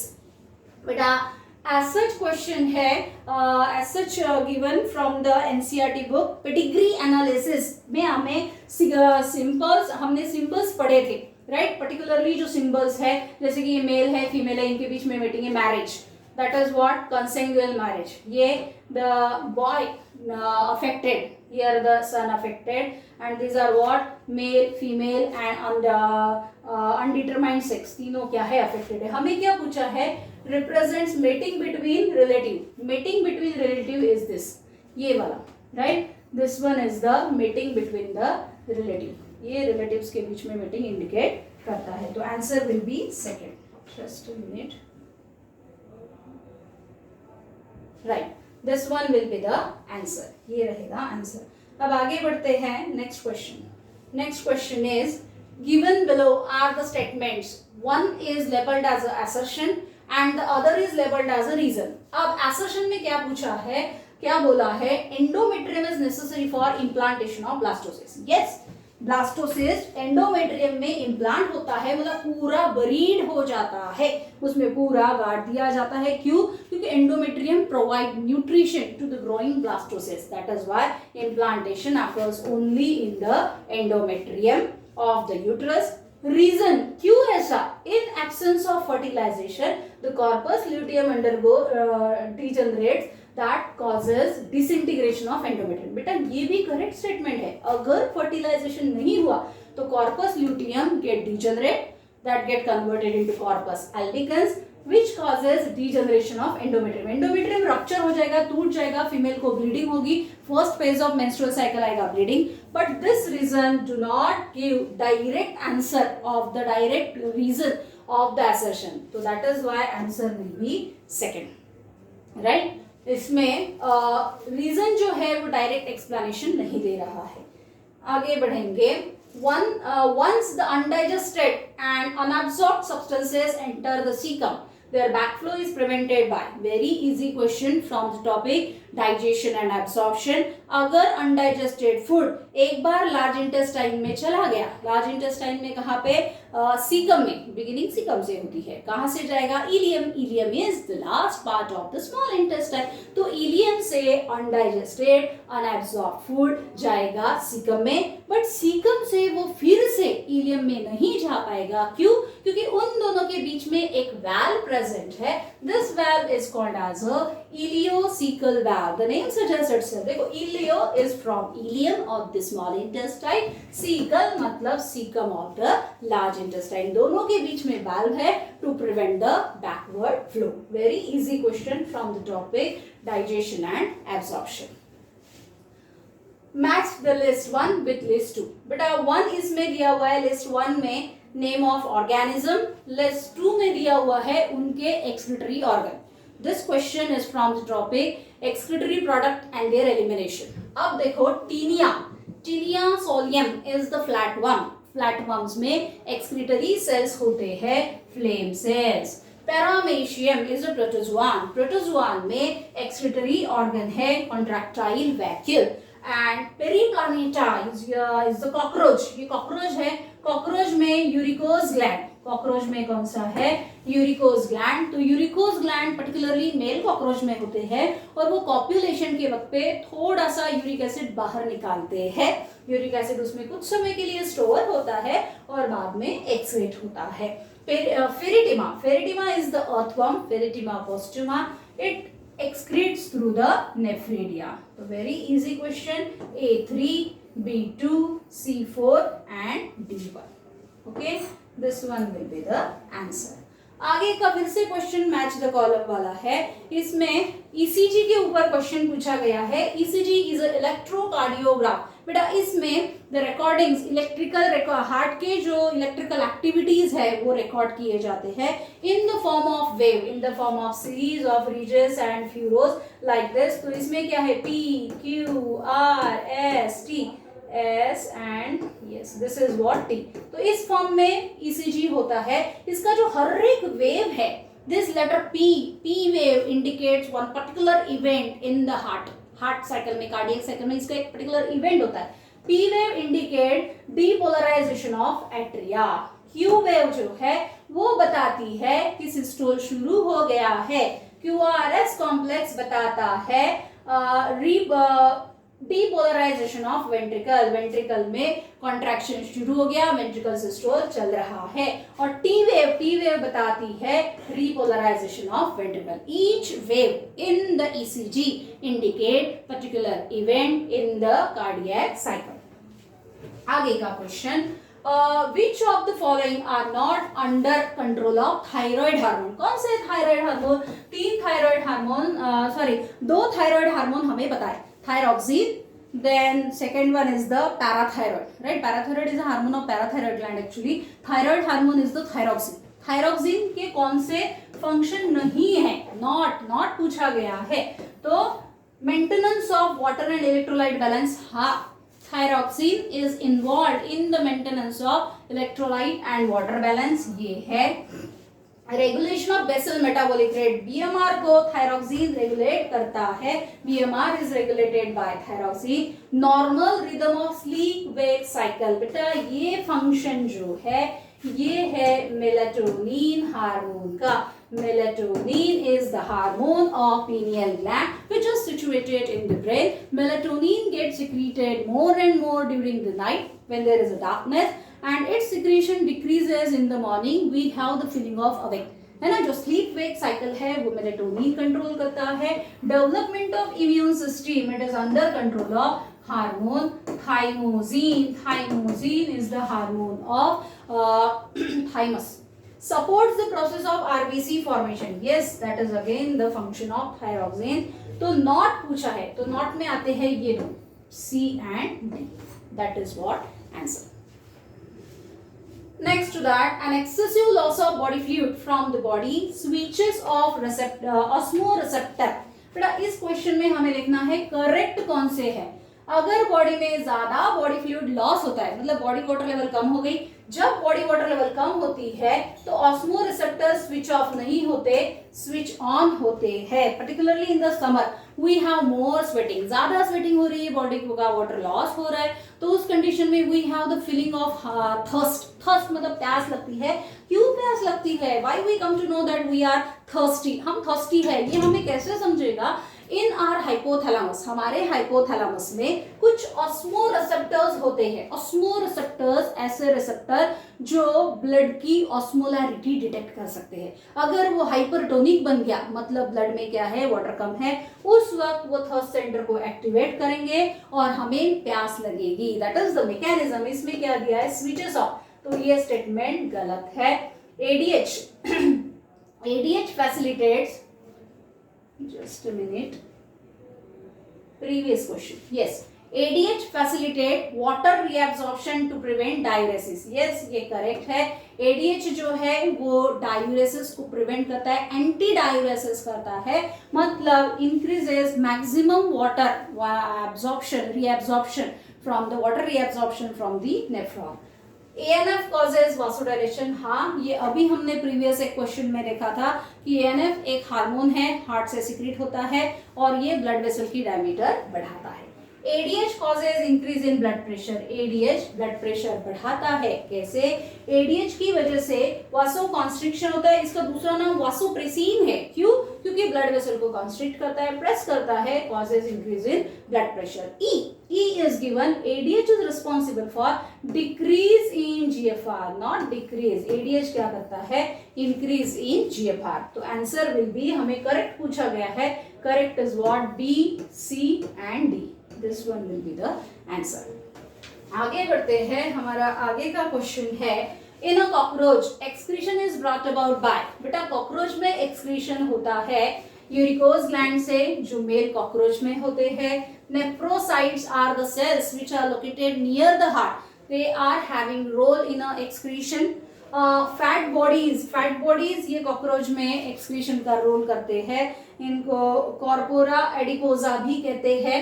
Collateral gland these are present in female.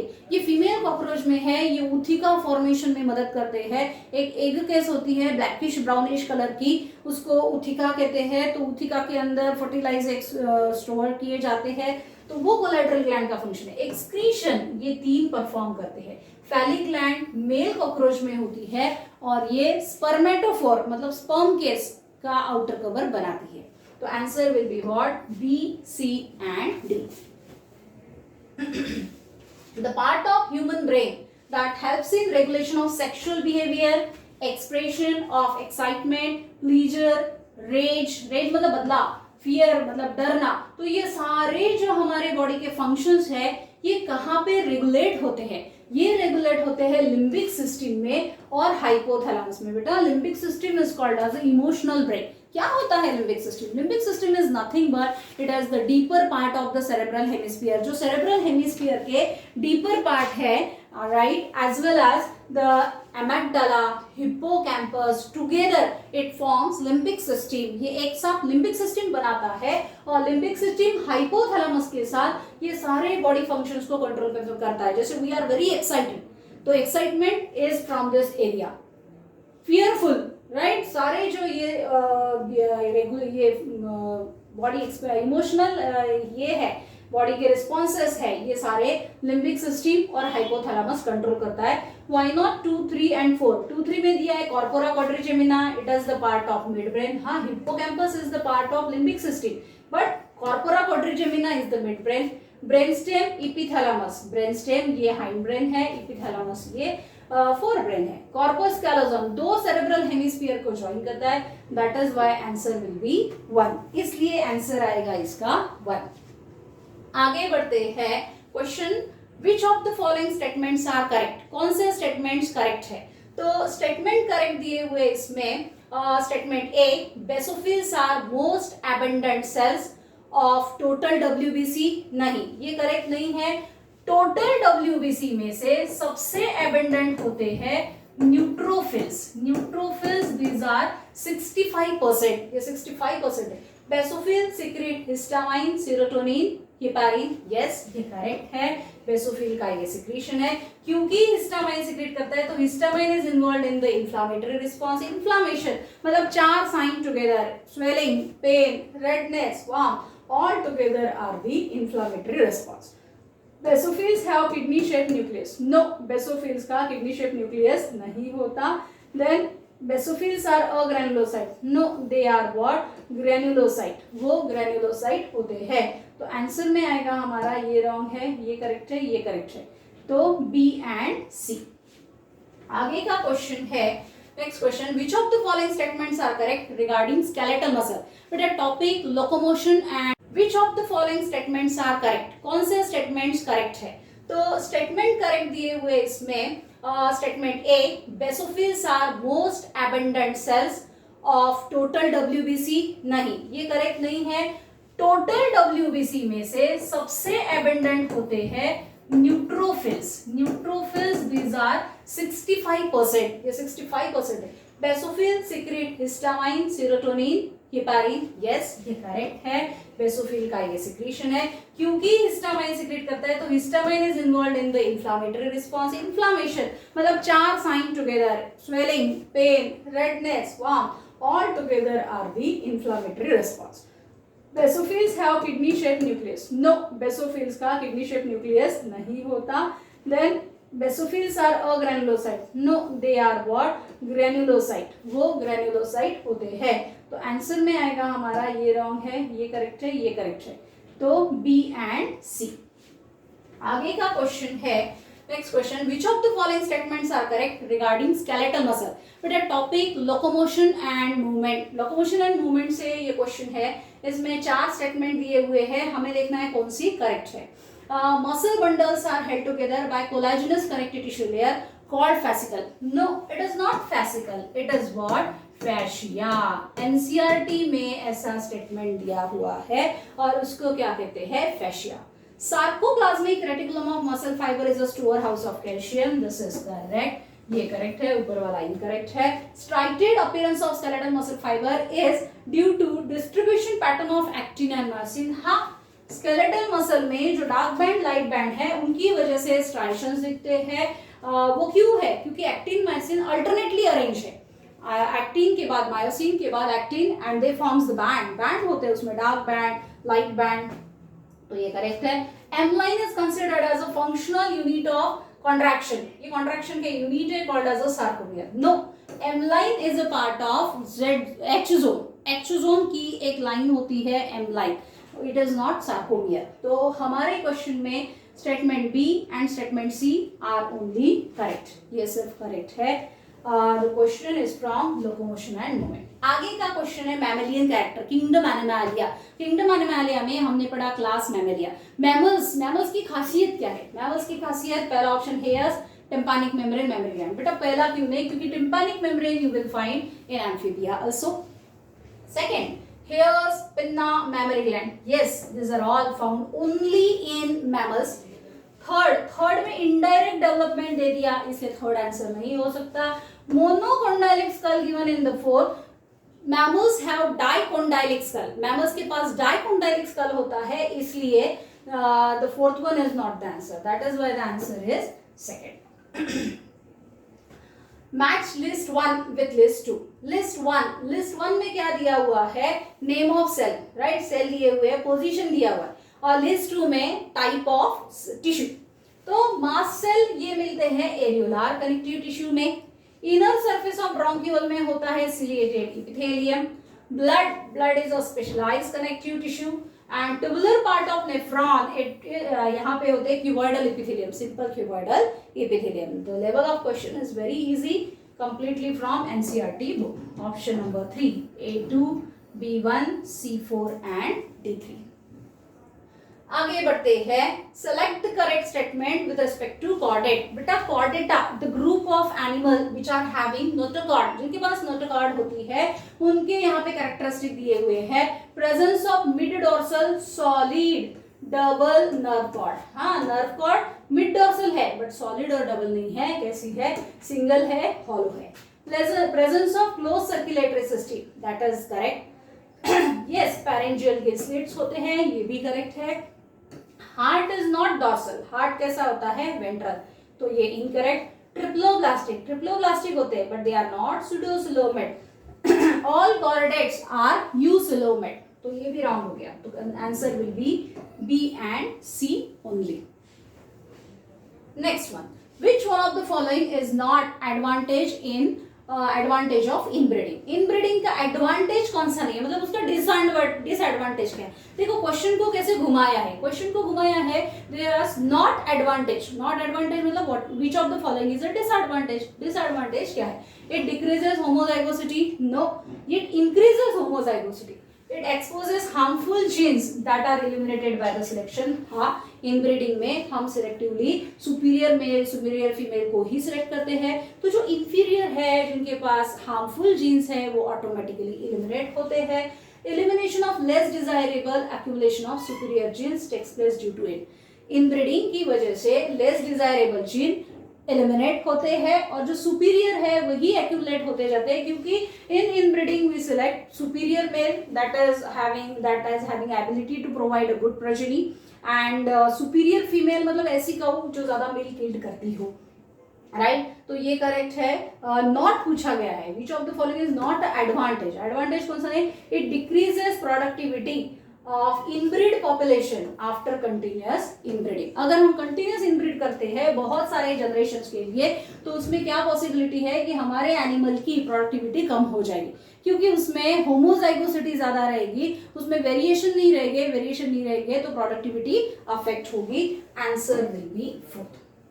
Next to that, the question is from population and organism and population. इसमें एक side में आपको growth और pyramid दिए हुए, दूसरे side में उसका explanation.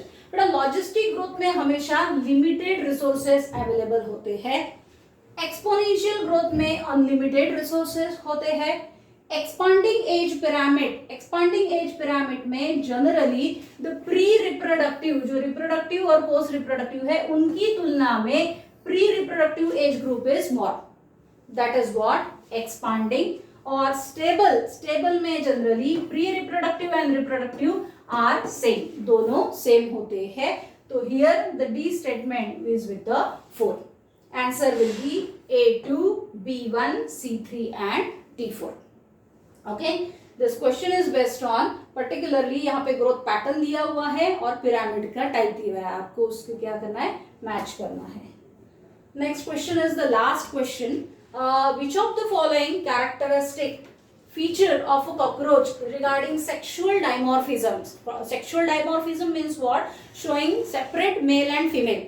Unisexual. We know cockroaches are unisexual. Particularly we can identify the female cockroach. हमें female cockroach identify कर सकते हैं. अगर उस cockroach के पास स्टाइल नहीं है, anal स्टाइल नहीं है, तो वो cockroach कौन सी है? फीमेल cockroach है. तो हमारे इसमें पहला ऑप्शन दिया हुआ है dark brown body colour and anal cerci. बेटा दोनों cockroaches का body colour dark brown colour होता है और दोनों के पास एनल सरसाई होते हैं. Cerci are what? The abdominal appendages which are filamentous segmented. Second, presence of anal style. हाँ, ओनली मेल कॉकरोचेस के पास एनल स्टाइल होती है, female cockroaches are not stylish. Presence of sclerite. दोनों कॉकरोचेस में sclerite है, terga, sterna, pleura. Presence of anal cerci. Both male and female cockroach shows anal cerci. तो what will be the answer? Sexual dimorphism किसकी वजह से है? Anal style की वजह से है. तो as we have discuss a complete question paper, हमें ये ध्यान में आया कि पूरा का पूरा जो पेपर है उसमें से एक भी सिंगल क्वेश्चन भी एनसीईआरटी के बाहर का नहीं है. If we completely prepare the NCERT we have a chances to get out of out marks and most of the student definitely they will get out of out marks. The paper was relatively easy this year. Okay, thank you very much.